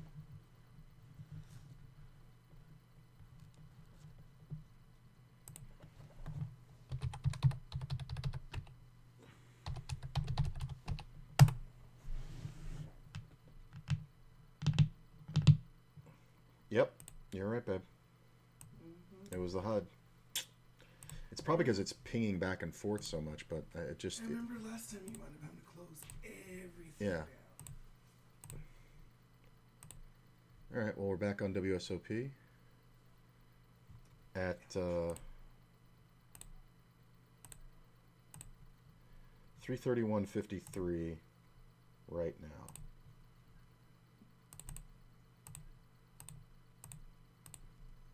Just keeping track of the little session standard. Hey, we got a lot of tables now. It won't take long to get on these either, even though the waiting lists are 2 or 3 people long. People just kind of drop in and drop out all day long on these.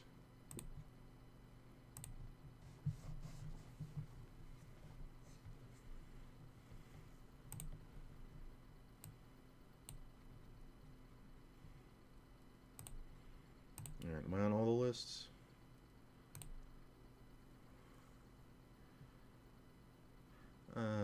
Do I want to be on the 6 max yet?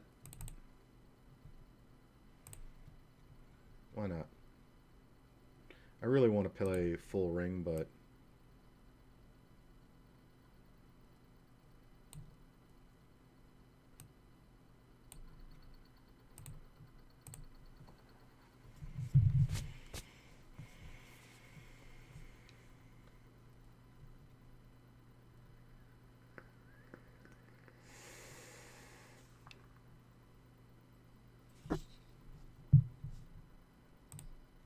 so I'm coming back up 4 buy-ins after the first 2 hours of play on WSOP. I kind of wanted to set a thing where I, you know, 6 hours or 10 buy-ins profit today, but nah, why? It's just dumb. This is like, why do that, you know? I used to do that when I played cash full time. I'd be like, I'm not getting off the tables until I, you know, win this much money. It's just a recipe for stress. It's just completely stupid. The new Sex and the City aired last night. They made a new one? They did a new series, and just like that. Oh, yeah. Big died. Big died? Heart attack. Yeah, that sounds about right. So wait a minute, is Carrie and all them in it? It's not like a new cast? Oh, wow. They brought everybody. You don't remember this? I don't. Samantha decided she didn't want to come back. Oh, wow. So Samantha's not in it. Did they kill her off? We don't know how Samantha's not in it. Well, I haven't watched both episodes, but in the first episode, Big dies. So now Carrie spent all that time finding this love and fighting for him. And, you know, they're married. Well, they've been together for a long time. I know. And It's he, just like, it sucks that they killed him off. yeah. Well, he'd be in his mid-60s. Well, he was a lot older than Carrie. Right. No, I know. Like the character, you know? I know. That's what I'm saying. And they made her younger in the show. Well, when it started, she was 34, because she had her 35th birthday. Right. I think they've kept their ages now. They're in their 50s now. Well, he was like 15 years older than her in the show, though. Yeah, so he would be close to 70-something. Yeah. But he's on a Peloton bike and dies. Yeah, that'll do it. I was like, poor Peloton. I mean, let me get on a fucking Peloton for 20 minutes. I'll have a heart attack, too.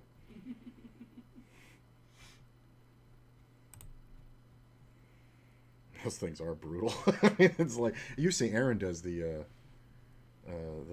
spin, what do they call it? The spin class, the cycle bar. Cycle bar.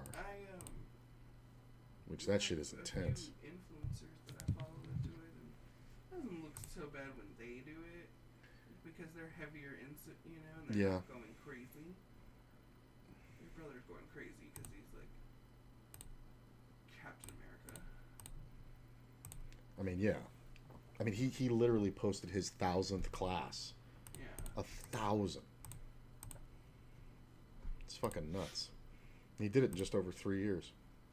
That's like almost every day of one of the most intense workouts you're ever going to get. They were getting up and going every morning at 5. It's fucking bananas. So he got my dad's cardio fitness.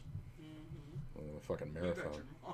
I got my mom's, which makes me build muscle very quickly, have shapely legs, and great hips. Got a nice chest, too. You don't have any hips. I hate to differ. Where do you think the thigh sweep comes from? No, you have the thigh sweep. You have like the quads and stuff, but you don't have hips. Babe, that's where it comes from. Those muscles start up there. Huh? I wouldn't be fucking you if you had hips. I'm saying the makeup of my skeletal structure. I'm not talking about actually like having a swishing bottom. Oh. No, because some men have hips. Oh, yeah. And it's just I'm well aware. You are right. I'm texting with one. For you, it's a great thing. For me, no. No.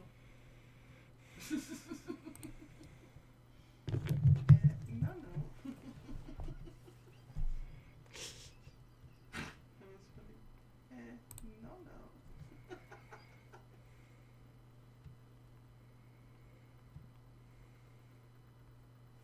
I gotta eat. I don't feel like it. Check this one. I think we can call this one for the backdoor draws.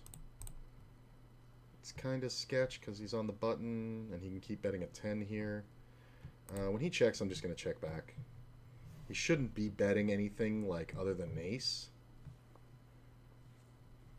I'm going to call the small bet. He could have made some weird 2-pair, but... Oh, I filled the gut shot. That's why it didn't make sense. Yeah, he just gave up and then filled the gut shot. That's funny. Okay. And it cost me 3 blinds. Gives a fuck. What's with the huh? I give a fuck. What? Cost you 3 blinds. It's, we talk about it in hundreds, babe. Oh. Well. So, Never mind. so 3 is not a big deal. Oh, I'll pull that 6 off here. That would be the perfect card. Worst run out ever. Do you really talk about it in hundreds? I don't think so. Hundreds of blinds. Oh. You hear me say that all the time. I have 100 blinds on the table, 200 blinds. I don't want this. I don't want that. Yeah, but I hear you say that when you're in tournament, not on cash. Poker's poker. Oh. And in tournaments, you know, it varies, and you basically spend most of your time at like 40-ish blinds. But in cash games, you always have 100 big blinds. Because as soon as you lose one, you just reload automatically. Oh, okay.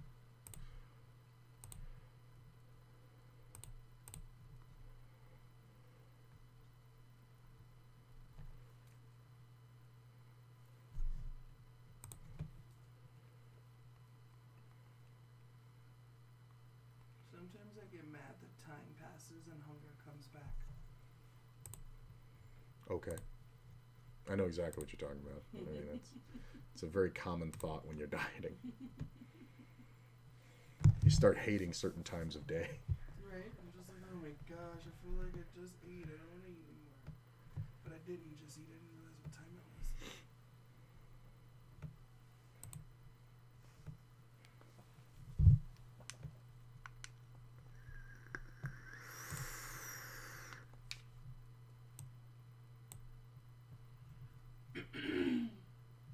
Ooh, little kangs.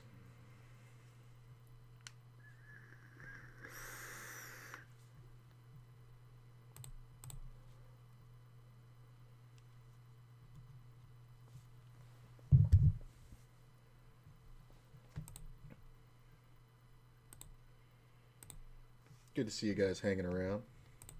Don't worry, we'll get it filled up pretty soon.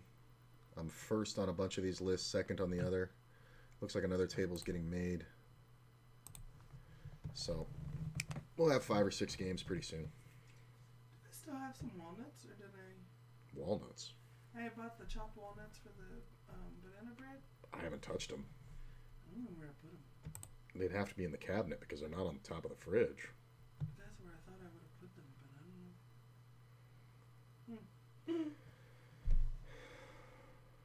Whatever you're raping smells good. That's my sweet mix. That's why it's I'm like, I want a cookie. Yeah. Well, it's cookie batter dip. You have to stop vaping that one because it reminds me of like the cookie stores in the mall and how it smells. That's exactly what I'm going for. And I fucking had Leah bring me cookies, bro. Sorry, I smell like cookies. Yeah, can you stop? For the fat bitch, it's not working. It's making my life very hard. So I'm like, oh, I just want like a Nestle Dollhouse cookie.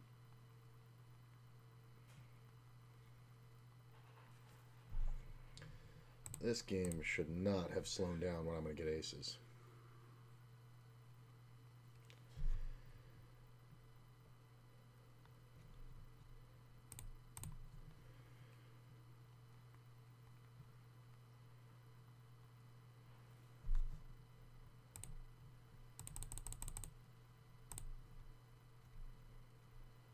I wonder what he 3-bet. He'd probably like jacks or something.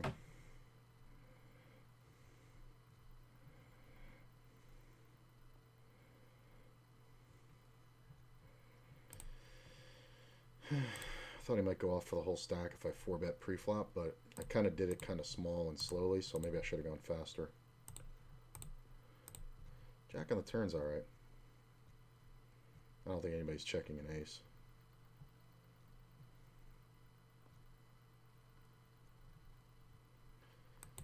It took kind of a long time, so he can have some really good hands, but I don't think I can fold.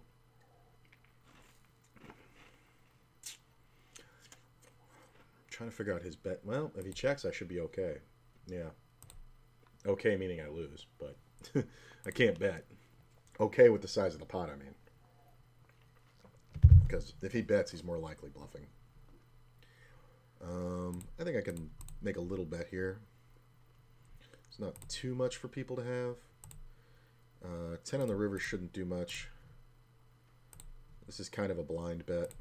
9s. Wow. My dude gets no value. Oh, check. Not waiting. I'm going to post there. Alright, we got 5 games. Fold this. Are there any more? Yeah, there's another full ring. So I think I'm going to get off the 6 max. I'm just not feeling it. Different players too. I mean, I like having this player on my right, but he is very aggressive. You know what? I'll stay here. I'll stay here till the table comes up, and I'll try to play 6. Which I usually don't like to do when I'm streaming, but I'm feeling kind of good. And I'm feeling good. I mean, that's what it's all about. I'm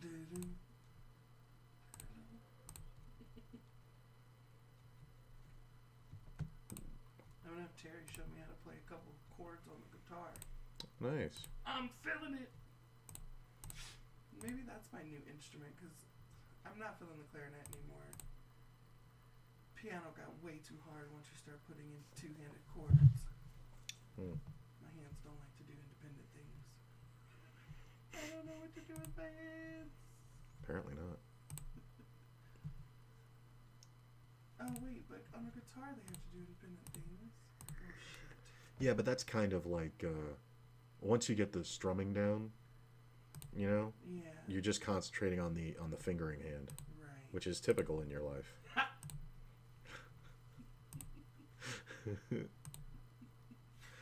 Got me through high school. I was thinking it as soon as you said it, and then you said it.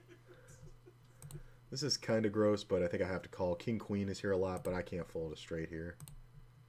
Wow, 2 guys with a flush and nobody. That guy had trips and a flush draw on the turn. What a fucking loser.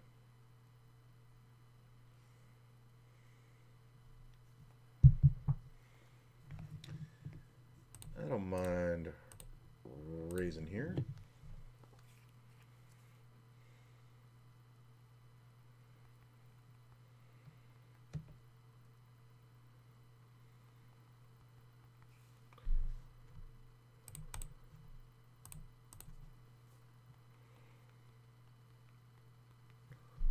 What's today, Thursday or Friday? Friday. Fuck, did I miss a whole day? Yeah, it kind of happened to me too.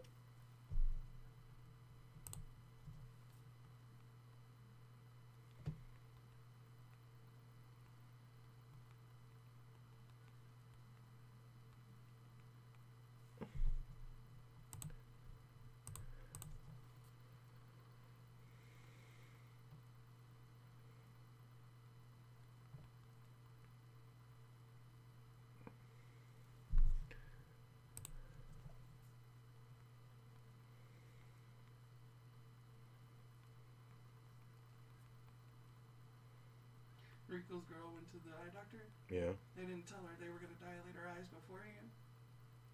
And she got there and they dilated her eyes and she wound up having to be stuck there.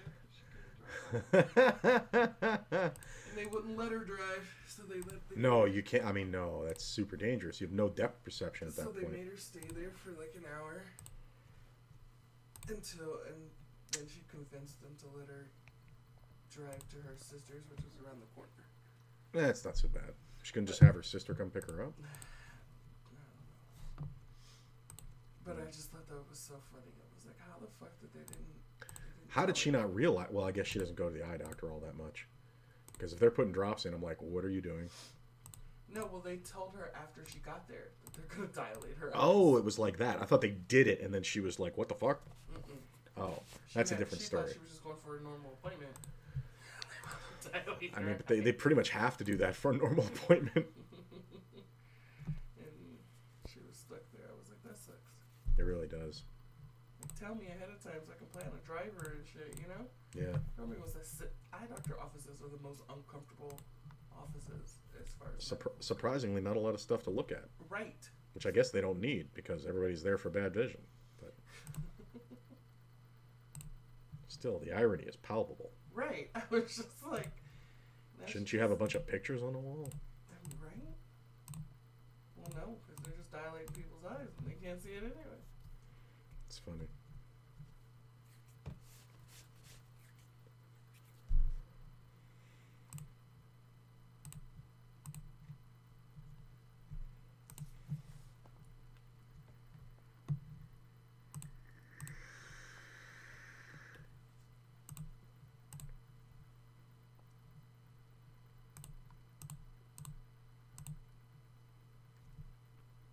Did I see what I think I saw? Yeah, I would have made another straight flush today. I made a royal earlier.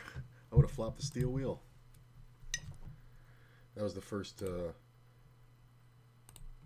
low percentage hand I ever dealt.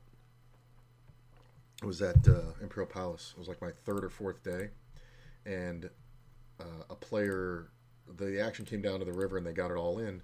And this guy turns over his cards and says flush. And the other guy says, oh, I have the king high flush. And they both turn their cards over, so it's my job as the dealer to read them. And the guy's about to throw his hand away, and I went steel wheel. And he goes, what? And I'm like, you have deuce 4 of diamonds. You have a steel wheel, man. That's the nuts.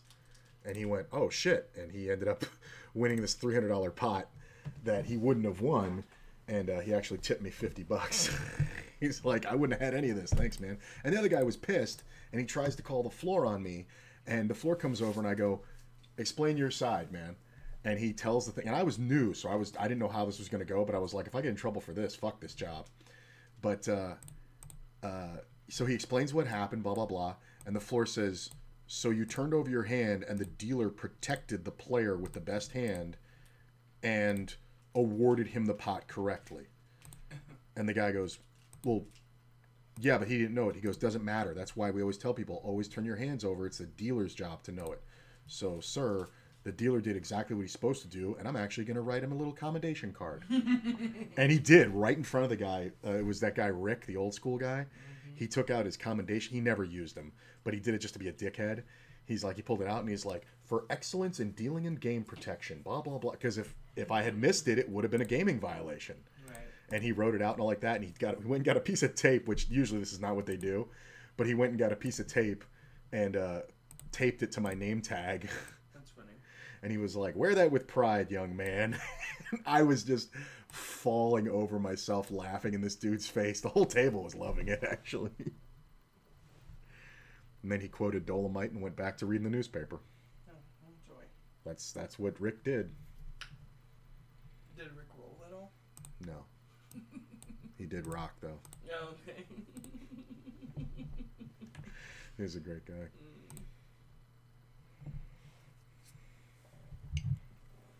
He knew every line of Dolomite. It was hilarious. Alright, Sarge, we have to get up. My first day there, he quoted it, and I went, are you actually quoting Dolomite?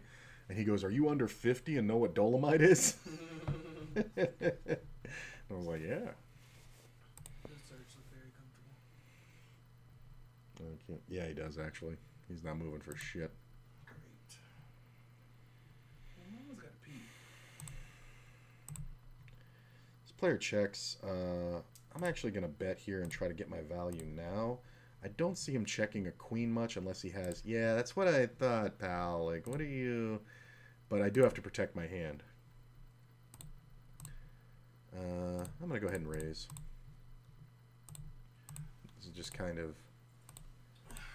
He could have a draw, but he could have some better kings, but sometimes I get paid by, like, queen 10. You see how you complicate my life? You'll see how my life is supposed to be simpler. He's so precious. He's got his little pizza and he's just happy. Yep. His little potato belly. Look at your belly. Oh, you open up your legs for me. Just like all the bitches in my life.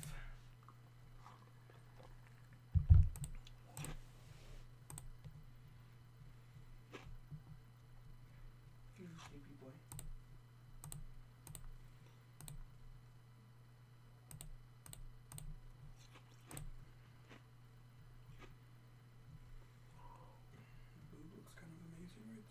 Huh? The boob. Boobage. Looks kind of amazing.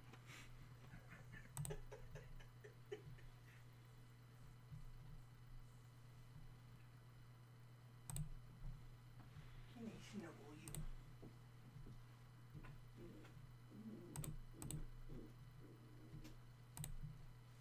I love you, Sergeant Pepper.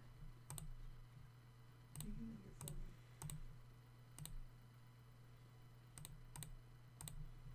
Sergeant Pepper Monroe.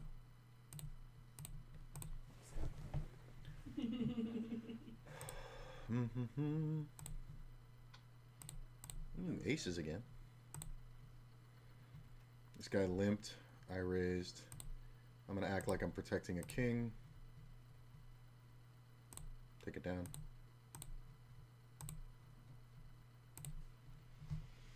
Oh. Ooh. Those buckets. And good night. It always sounds like you're singing. That's all. Huh. Lullaby. I don't even think about it. A lot of times it's funny. I got in the habit playing live poker of humming "If You Only Had a Brain." The first day in Vegas that I played live poker, I watched Wizard of Oz the night before because it was the only thing on. I think I'm gonna watch The Wizard of Oz. I consider that a Christmassy movie. I consider it a Christmas movie. Right? Because they always played it around Christmas. This hurts right here. It's really hard. Does it hurt when you like push on it and shit? Yeah. Don't push on it. No, I know. But... Yeah. Yeah, you have the thing when you're bent too long and you've constricted the area. It's like a cramp, but from the other side. It's like it's not cramping from the outside. It's like pulling from the inside. It's your serratus muscles. So the best thing to do is stretch. Take this arm and pull over that way, and like really stretch the side. And yeah, but just put your palm on your elbow, like this, and then you can pull, and you'll feel the stretch on the side.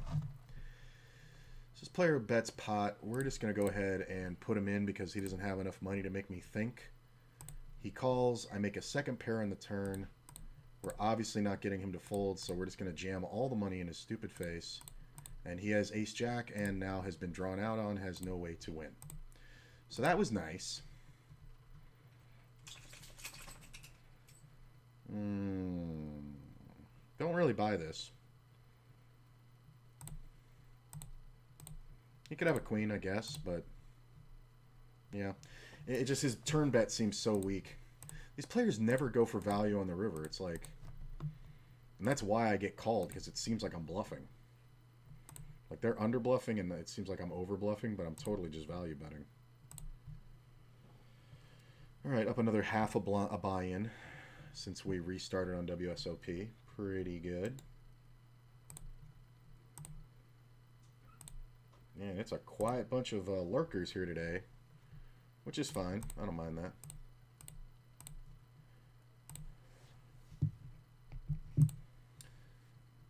Oh, I just watched a review of a hand where the guy flopped bottom two pair on a super coordinated board, and the case was made for leading out.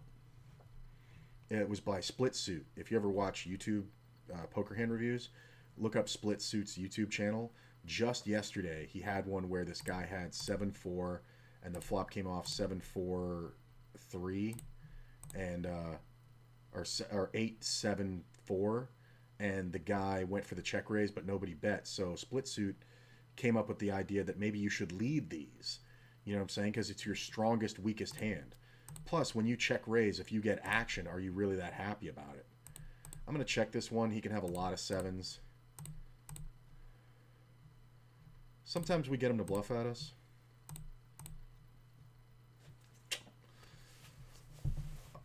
That's so nice. Oh, I'm going to have to write him a little ace-9 of spades. Yeah, I thought he might bluff the flush, which it's not really a hard call considering the fact that he opened the betting. But I'm going to have to, you know what? I'm going to clip that one and I'm going to send it to Split.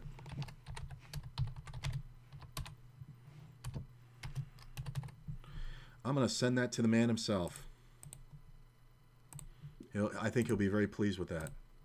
He just talked about doing that, and he didn't have an example to show. It was a theoretical example of like, this is what you could have done. Maybe you should consider leading out. You know, when you're, and it was specifically being in the small blind because it's a wide defend with 7-4 suited, right? And the hand, he theorized the hand would play out very similarly as it did. The only thing that didn't happen is that the river came off super bad for me because the player's going to have some sevens, so it's better just to check.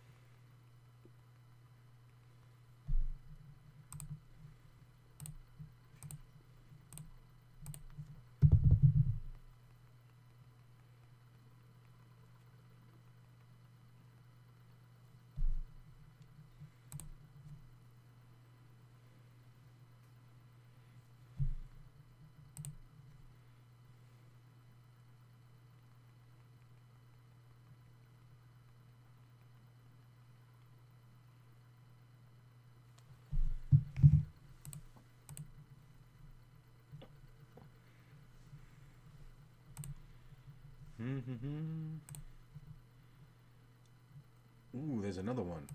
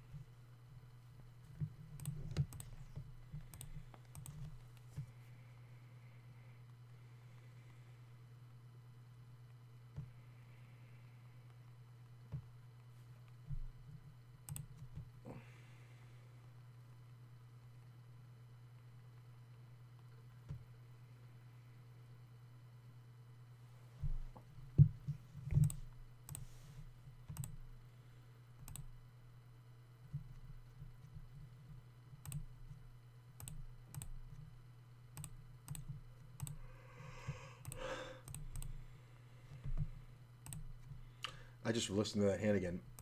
Make no mistake, I'm not check folding the two pair here when the one-liner straight comes out because the player's not going to have sevens that much. I just can't bet it because when I bet it and get played with, I'm beat. But when I check it and get bet at, I'm usually good because of the simple fact that he's bluffing the vast majority of the time. But he's never calling a bet with something that I beat. Like, you know, if he had an overpair, I would have heard about it, you know. And, I mean, I beat that, but he didn't have an overpair. The only overpair he can realistically have is sevens. So this is kind of gross. I am going to check, and if this player bets, probably raise.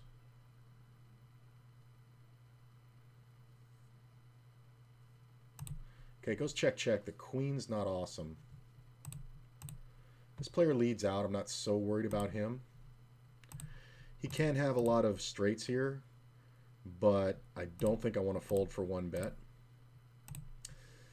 Okay. Kind of polarized now if he bets. Don't think I can fold. Yeah, he flopped the flush. That's the thing. He's limping and playing every hand. That one, at least, he bet correctly. And I think he only did it because if I had bet the flop and then checked the turn and then the river came down, he would have bet smaller. What is the top RB...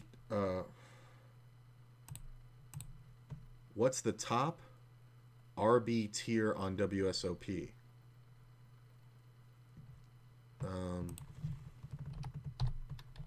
RB? I don't know what RB is.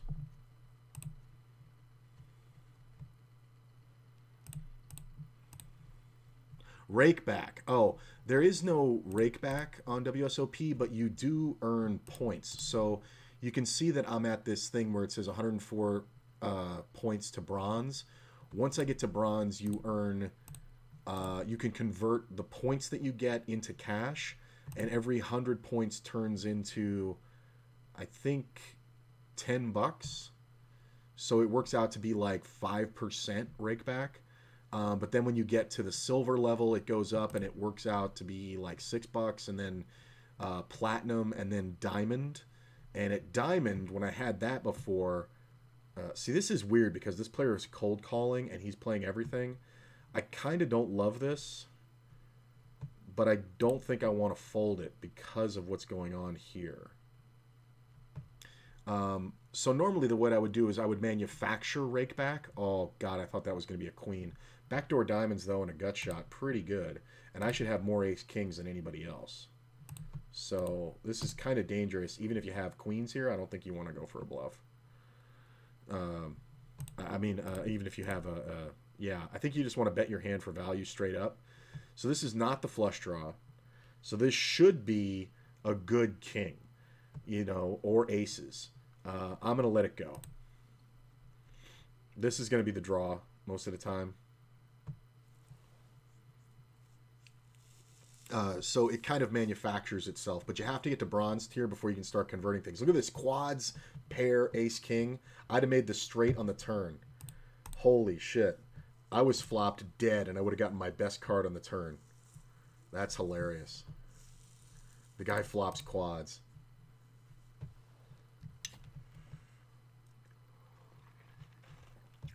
I think I got off cheap. Yeah, it's just a super cooler.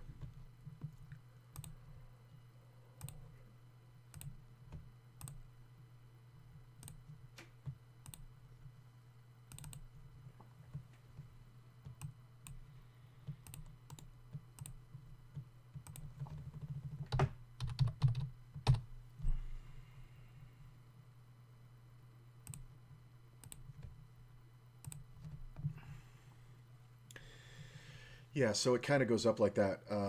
I did have diamond status, and I'll get back to that, but it's very hard to do playing just 10 NL. But if I put it up to it, I can get to the platinum level. But obviously, as we build up the bankroll higher and higher, I'll get back more. I'm going to check this one.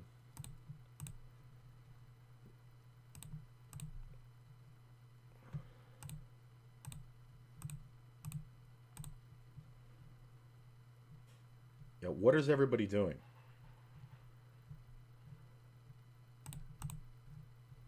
And it's part of Total Rewards is the program. So when you build up Total Rewards points, it actually is linked to my Total Rewards account, which means that I get rewards at all the MGM properties, which means I get to use their Diamond Lounge and shit when I get to the top. All right, I'm going to lead. Caesars, not, yeah, what did I say? MGM?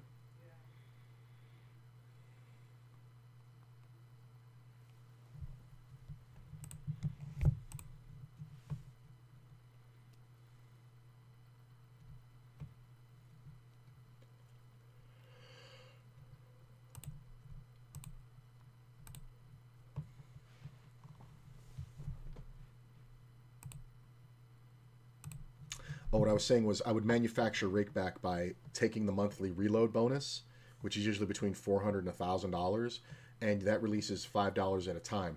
Once you have that, if you're just at silver level, like just above bronze, you're actually getting back about 20% of your rakeback, a little more actually.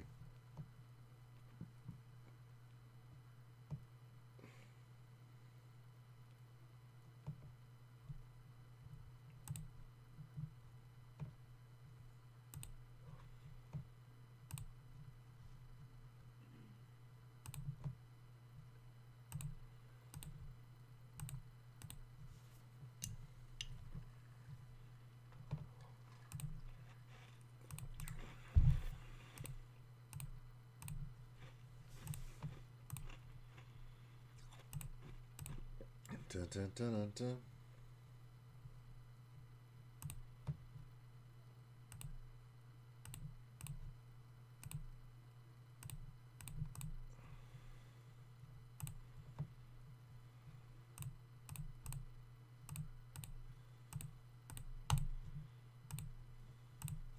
Yeah, Doubt, I do have a deal that goes back to when I was an ACR sponsored guy, where I have a rakeback you can get through ACR by signing up through my link. So this player leads, yeah, whatever. If you have a 4, congrats, but you don't.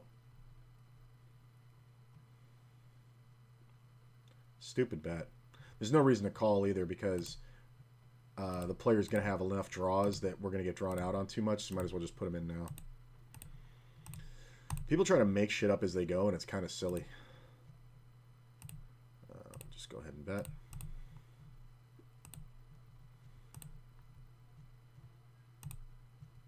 My man took a long time and then called. Made a 9 on the river. That can be good. Unless he bets excessively. That's excessive.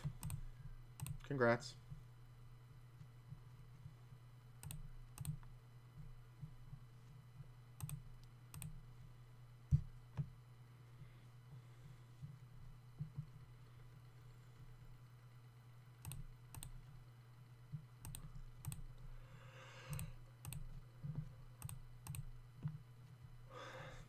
Pretty good flop.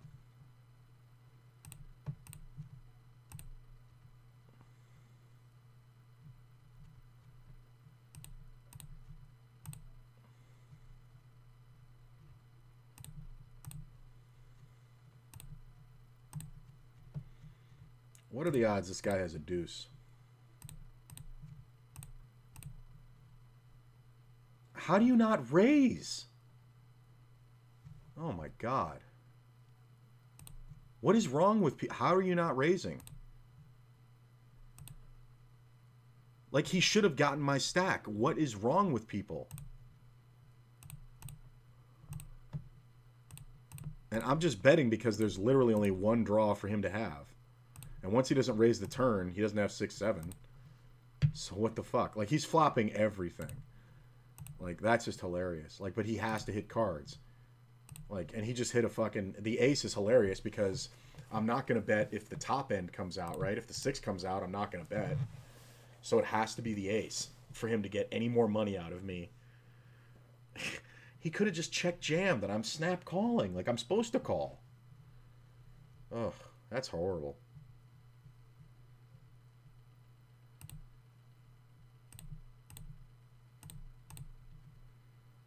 So bad. It just gets no value whatsoever, playing out of position the whole way. So, okay, I remember you. I wouldn't normally call these, but yeah, see that? There's like no power here.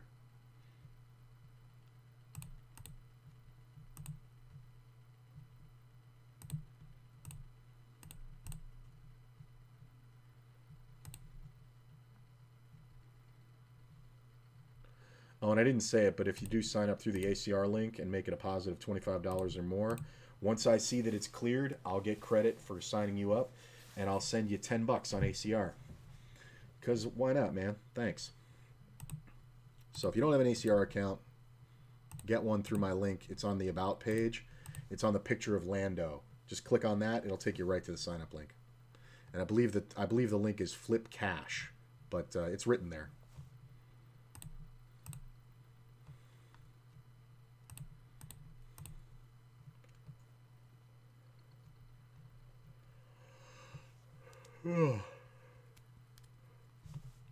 Yeah.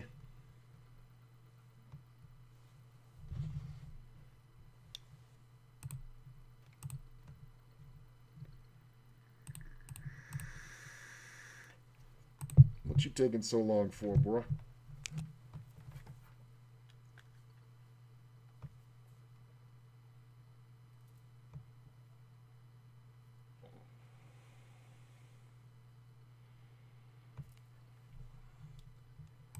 Check.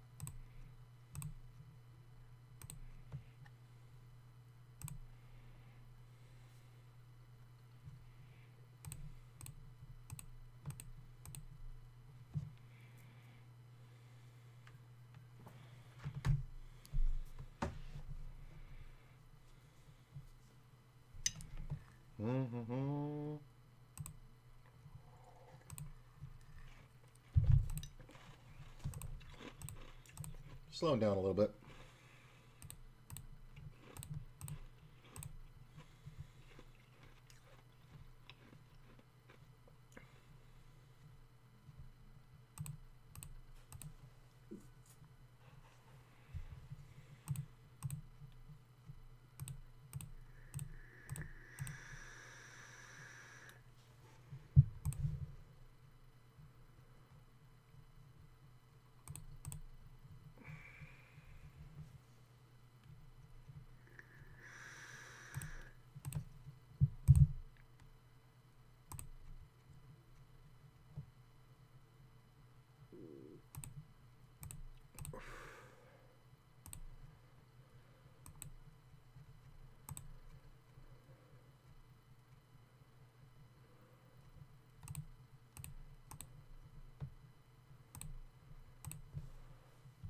Sick value, bro.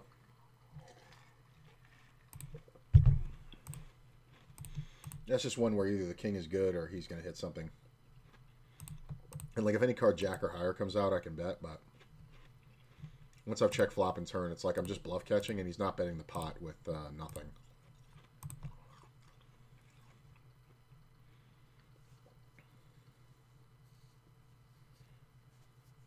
It's funny because we're talking about the points. I played so little that I lost my diamond status and went all the way down to player. So, see it says player here. That's my status. If you look at my rewards, I've had this $9.55 in points. This 9,055 points sitting here for like a year.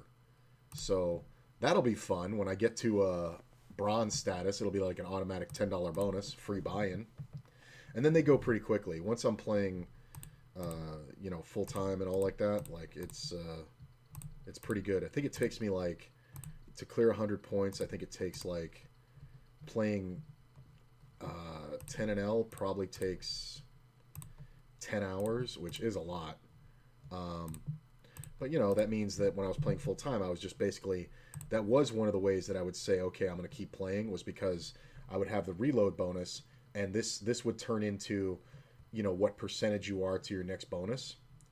You know, because you re-released it in $5 increments. So I would say, okay, well, I'm going to play until I release, you know, 2 of those to make 200 points when I was playing, you know, 20 and 50 and L. And then I realized it was limiting me. It's like, if I wanted to keep playing, I'll just keep playing.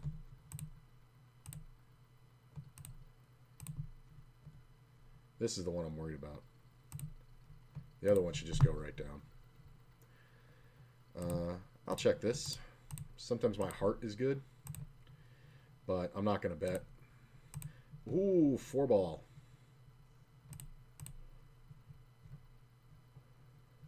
Just paid it right off, huh? What'd you have, like a jack? Ace jack? 10-9. My man had a 10. Had to check it the whole way. My heart was good, though. I was right. Love hitting that set on the river.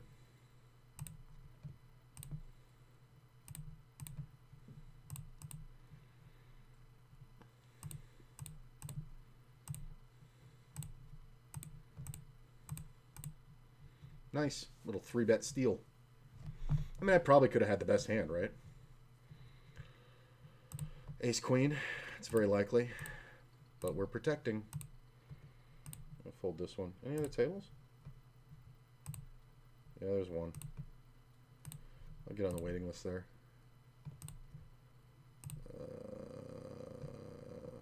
Yeah, I'm getting 5-1, 6-1 almost.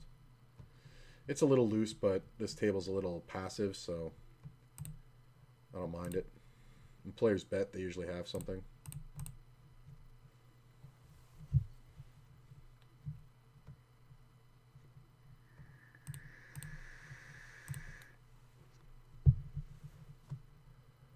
I'm not going to go for this.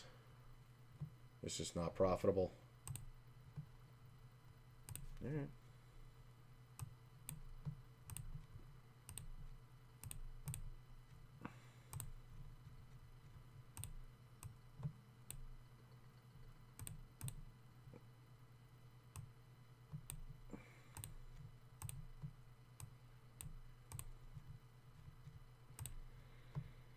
Why is this table dying?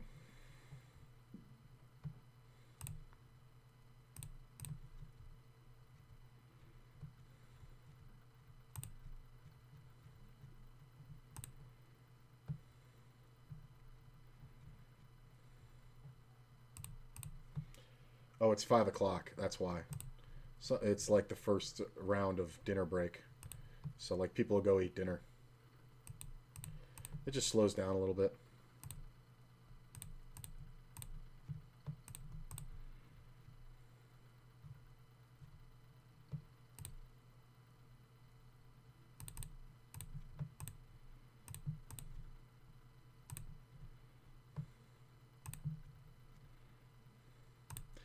I'm not sure how often this works.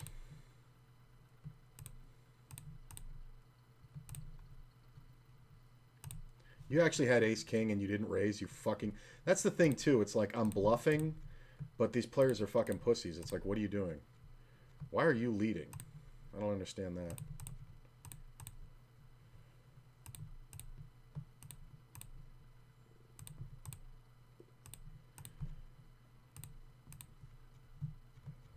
This is a chop, usually. Really? You paid me? Holy shit.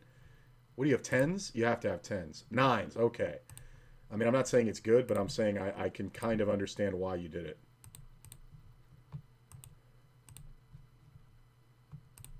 It's hilarious.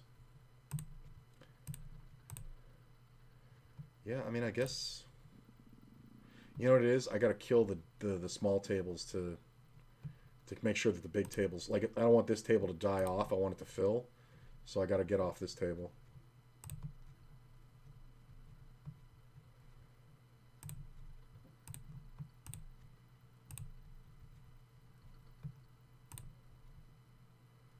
Yeah, we'll just kill that.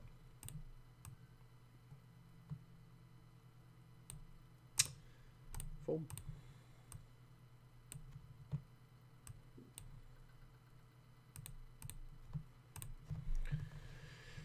Just trying to keep 5 tables going.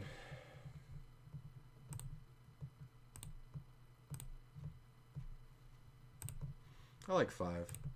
If I wasn't streaming, it's more like 8. But 6 for tournaments. I can play more than that. Like, I can play 10 cash and be making money, but I think my best is at like 6 tables, tournaments or cash. Tournaments I can actually play 4 if they're at different stages of the tournament because it's very interesting.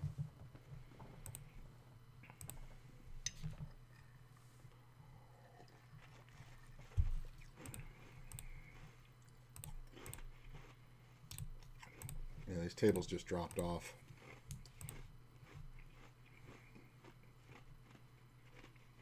Queen. Nah, they chop it.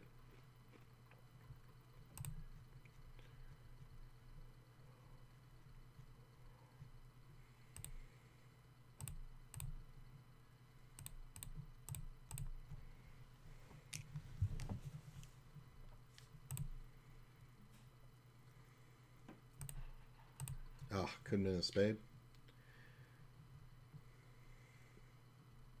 He's not betting a 4. He's betting a king.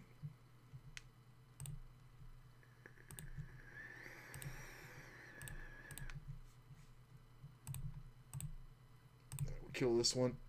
I'm just trying to get these other tables to fill back up. So unless somebody has 8-9, I should be good. So I'm just going to keep betting. It's kind of brutal if this man jams all in. 8's not awesome. I don't think I'm folding if he jams. Because there's a lot of queen jacks. I'm going to check. Ace tray. He thought about it. It's a good assessment. And I like checking those sometimes. I like checking those sometimes. Just because it shows that I actually like had a hand, you know?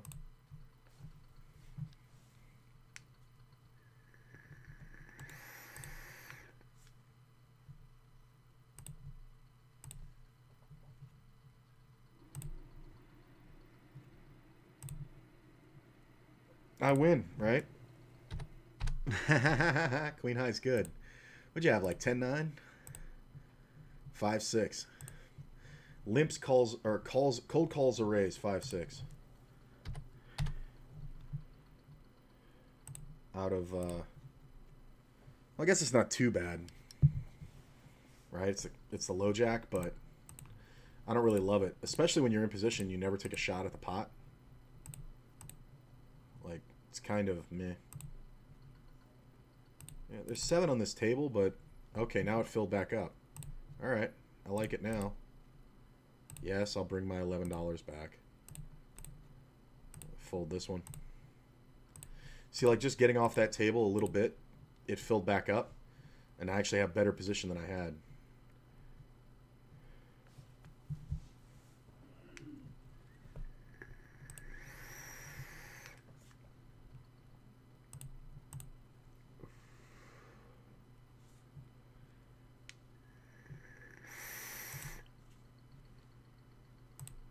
Got a 3. I don't mind this at all.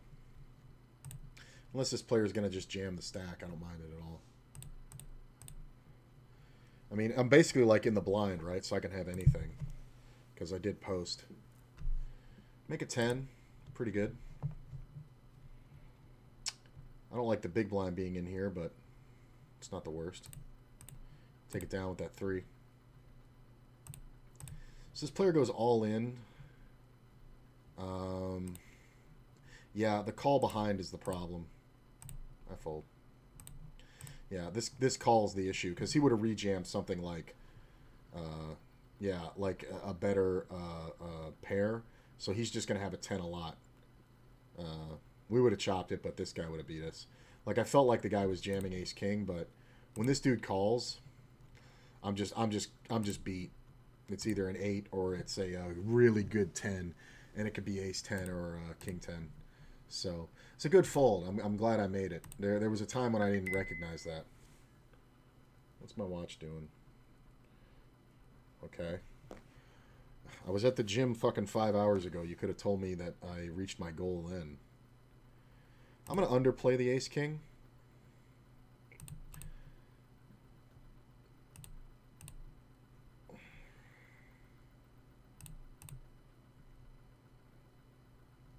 How do you call the turn? Ugh. Like, how do you call the turn? Like, am I never having a queen there?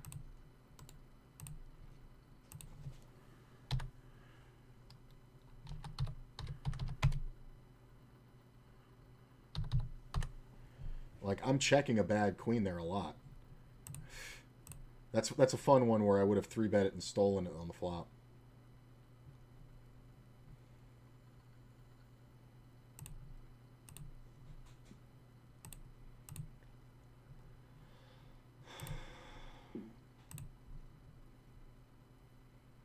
Like, and that's the thing. When there's a queen on the board, he should only be good if he hits the ace.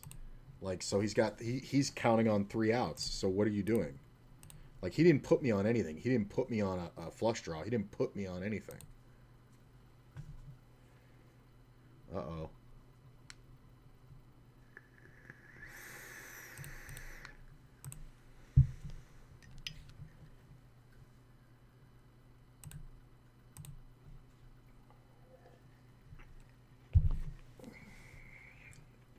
Well, if I didn't explain it, I have better position because the big stack is now on my right. Whereas before, I was here, and he wasn't directly on my right. He was, you know, around the way.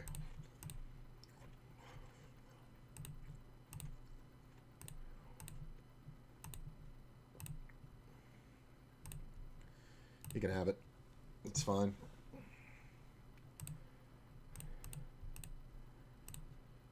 Nope.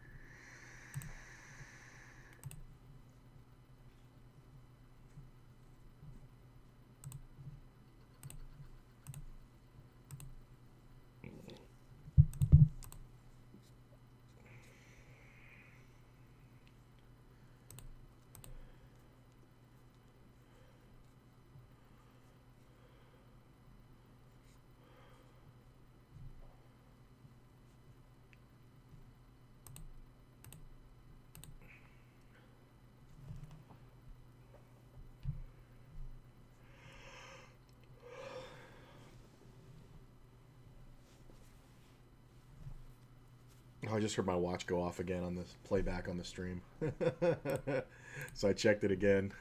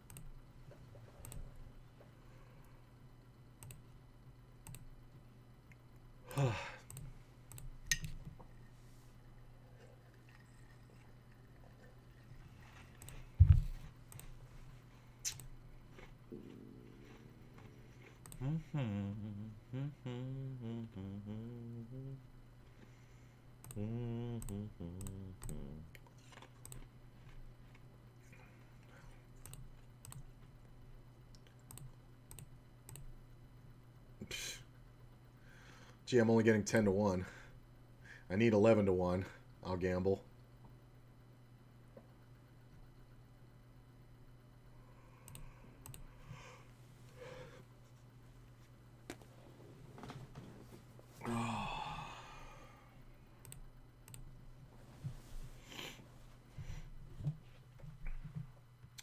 Bum, bum, bum, bum, bum, bum, bum.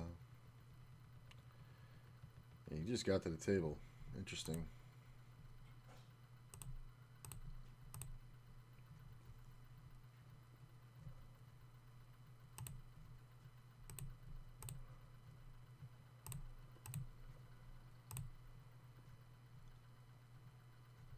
Is this your style? You just bet big? I got to see him do it a few more times, but I think that's just his style. He just pot bets when he's checked too. Ooh, king, queen, king, queen.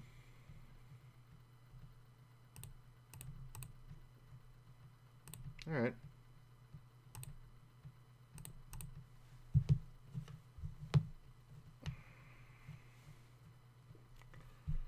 Okay.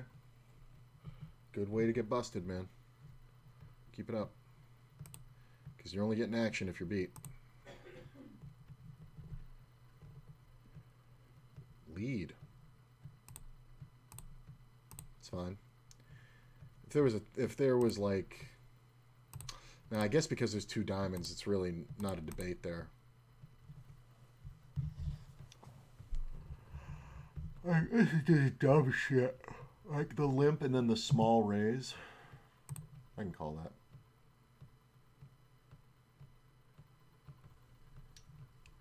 This is my maniac friend. Such a beautiful card to hit on the turn.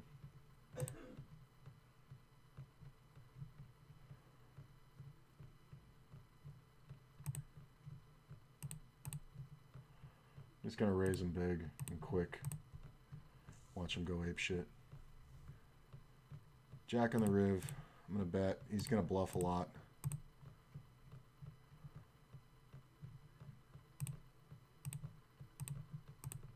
Oh, he had king 5. That's hilarious.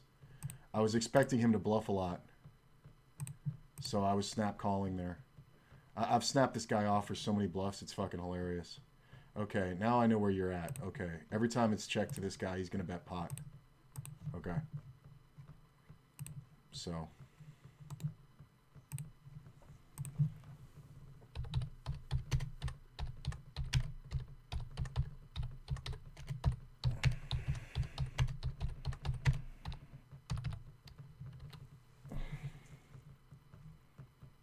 Okay. I know how to deal with them. There's 4 players in this pot? Alright. Got a little tighter around here. I got more than that on the table. I guess I am down a little bit. Been taking some not beats, but just like not getting improvements when I needed them.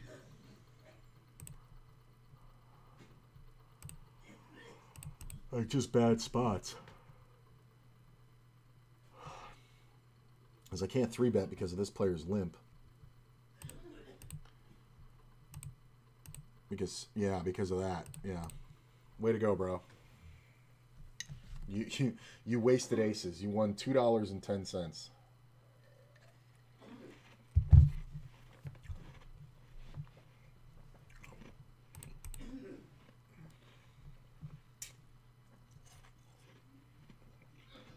Then he left the table.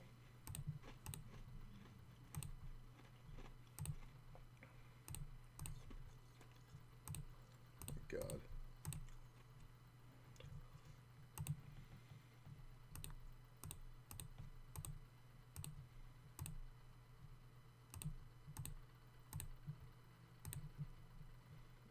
It's hilarious. I was going to auto-fold this, then I saw somebody limp. And I'm getting fucking 10 to 1. And I make a 10. It's just like you just get sucked into these situations. If it checks around, I can bet.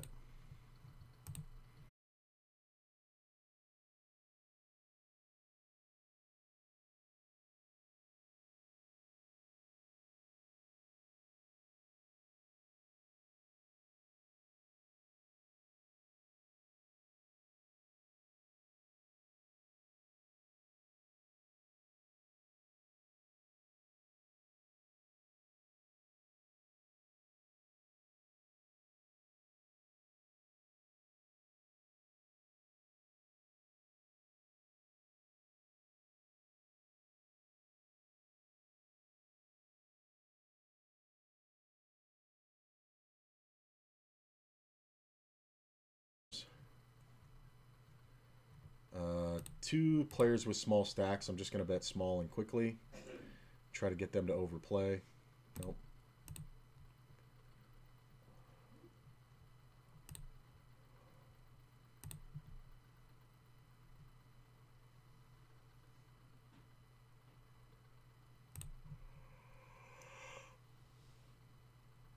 Hey. Take it down. I was going to fold that hand. But you guys keep limping, man. I'll take your money.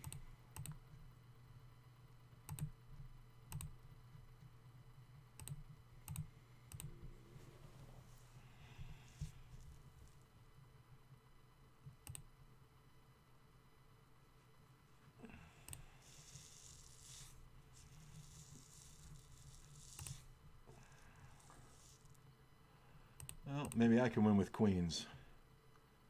Easy raise.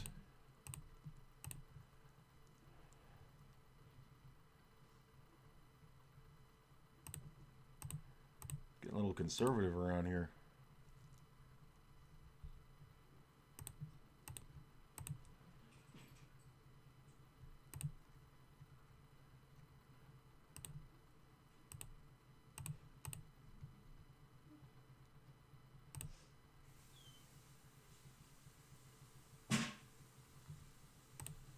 King on the turn, I'm going to check.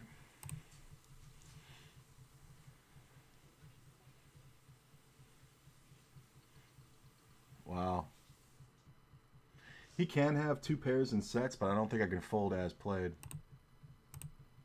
Yeah, set of jacks. Just limps the jacks. Like, not like I wouldn't have paid the hand the same way, but...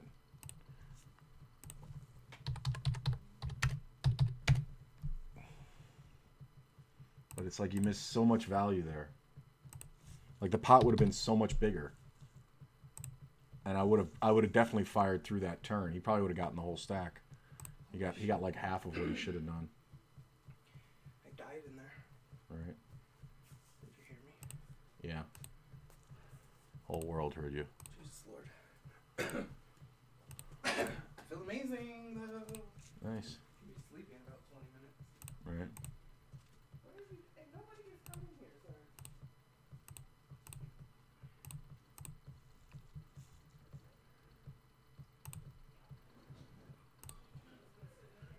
Oh, don't tell me I'm dropping frames again. Son of a bitch.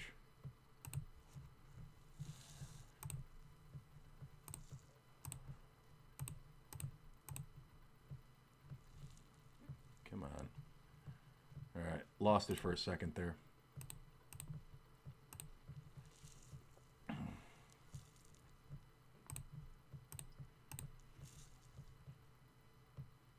Ugh.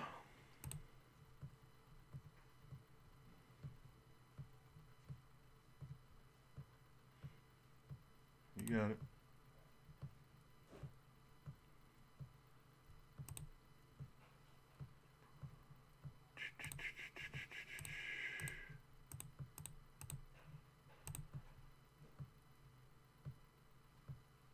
Huh.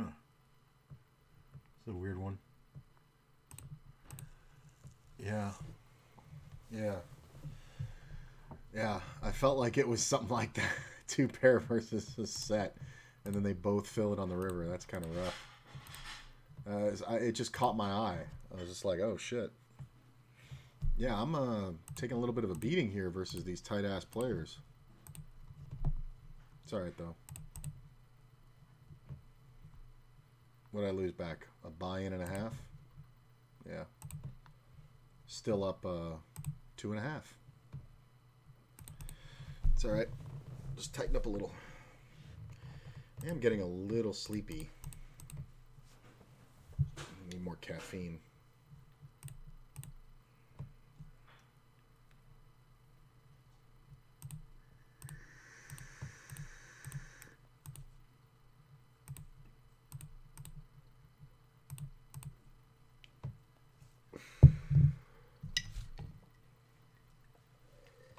Mm-hmm.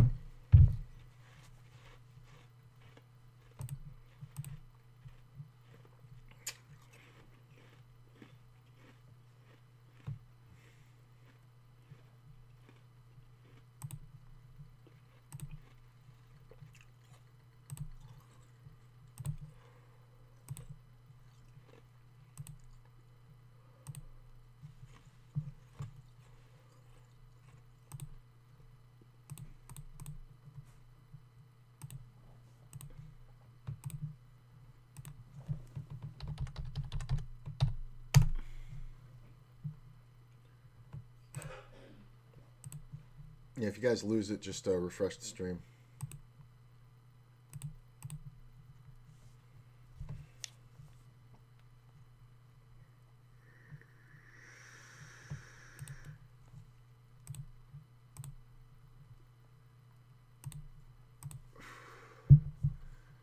Jam all in, short stack.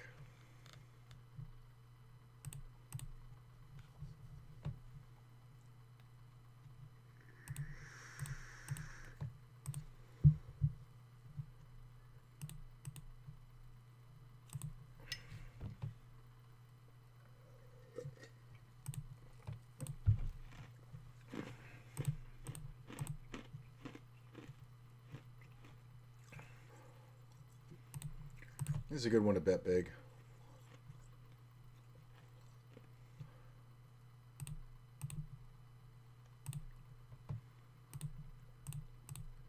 Snap called. Well, not likely that he's going to make a straight because I have the top end.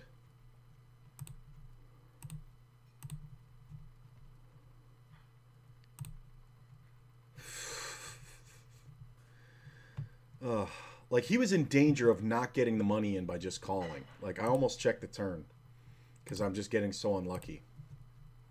God damn it. I'm only up a buy-in and a half.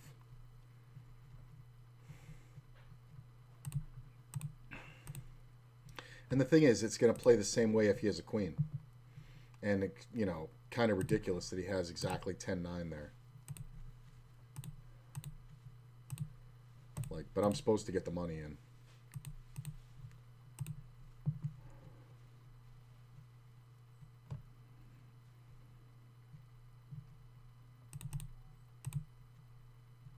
It's just annoying.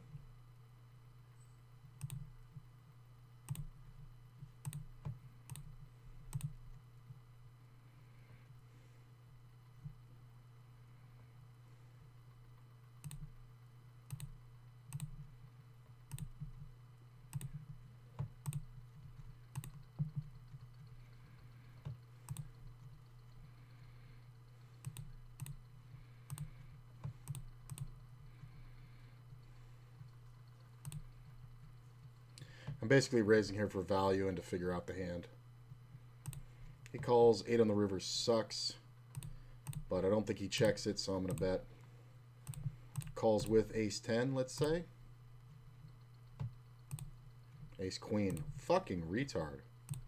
How are you not 3-betting? Like, if you 3-bet, you find out. Because you define your hand, and when I keep going when that ace hits, like, you just pay it. You just absolutely pay it. It's so hilarious.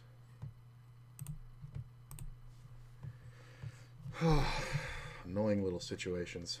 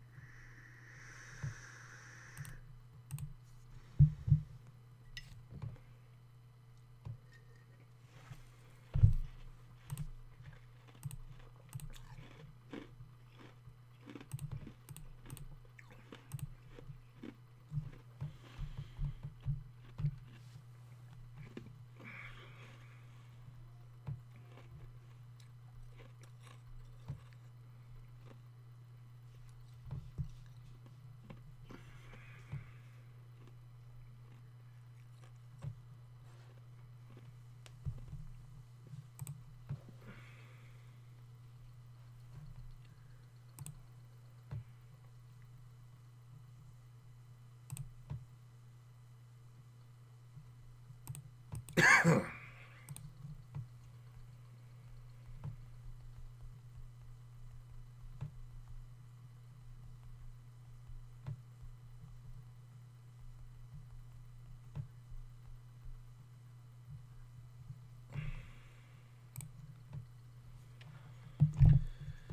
dun, dun, dun, dun, dun, dun, dun. Voting. Alright. Only because there's a poster. And I never open limp. I don't really consider it open limping when there's a poster. Not in this game. Only because the player behind may come along. If he doesn't, it's kind of a bad call. But he should. He should have a lot of hands price-wise. Not the worst.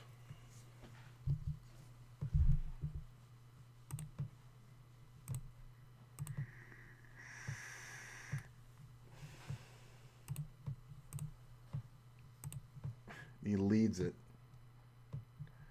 and calls it. It's hilarious. That ace is actually usually good for him. Wow. Just gave it all up, huh?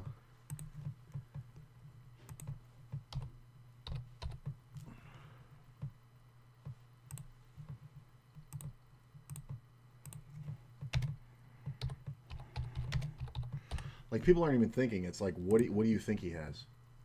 Like, if you ask somebody that question, I remember a long time ago, I beat a guy, and I think it was a 1-2. It might have been a 2.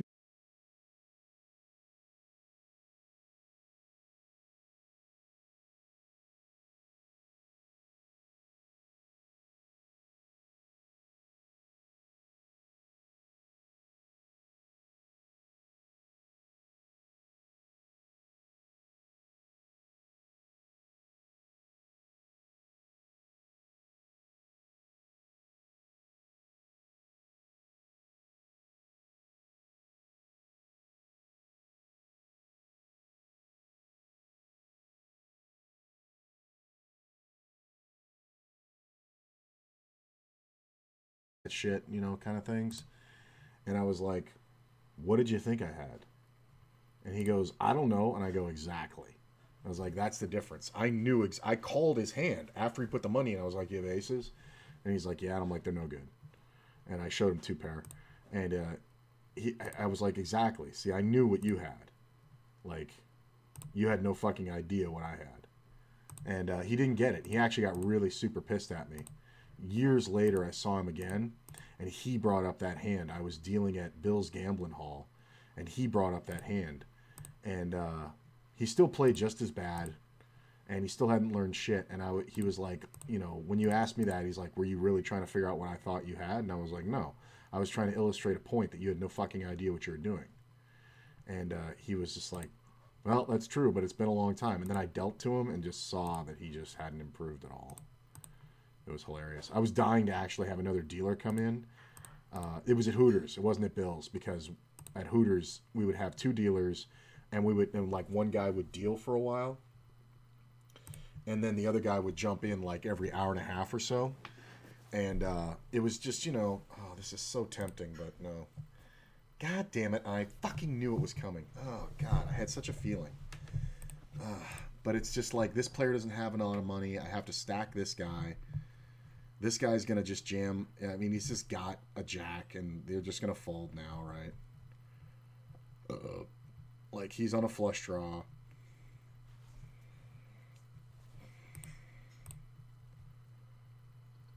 Jack 10, Queen 5. I mean, I might have gotten a bit from this guy, but I doubt it. I mean, he just called down with the Jack 10 and then bet the river. So maybe it cost me $3. I don't know. But it's definitely a good fold overall. 4 people in the pot. If it was suited, I would have called it for sure. But offsuit, I'm literally relying on a 3. It's just kind of whatever. Yeah, I'm losing my focus here a bit.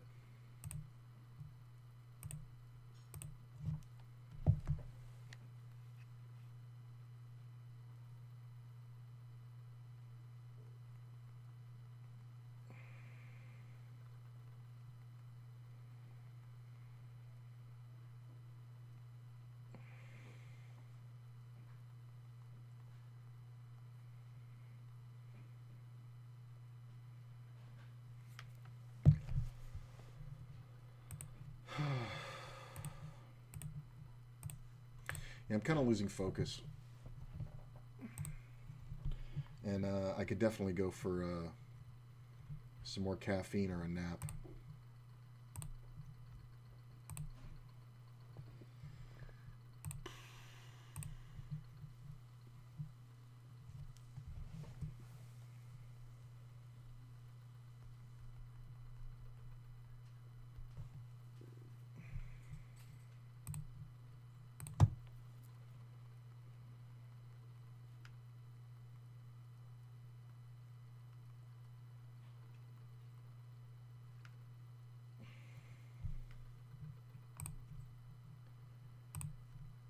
Oh, god damn it.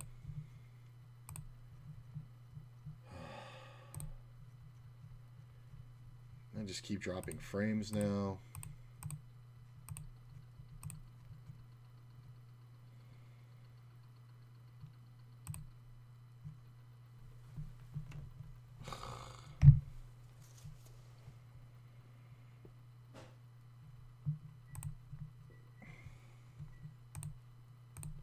Really?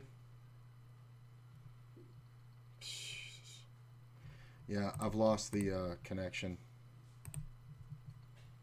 on WSOP. It's really frustrating.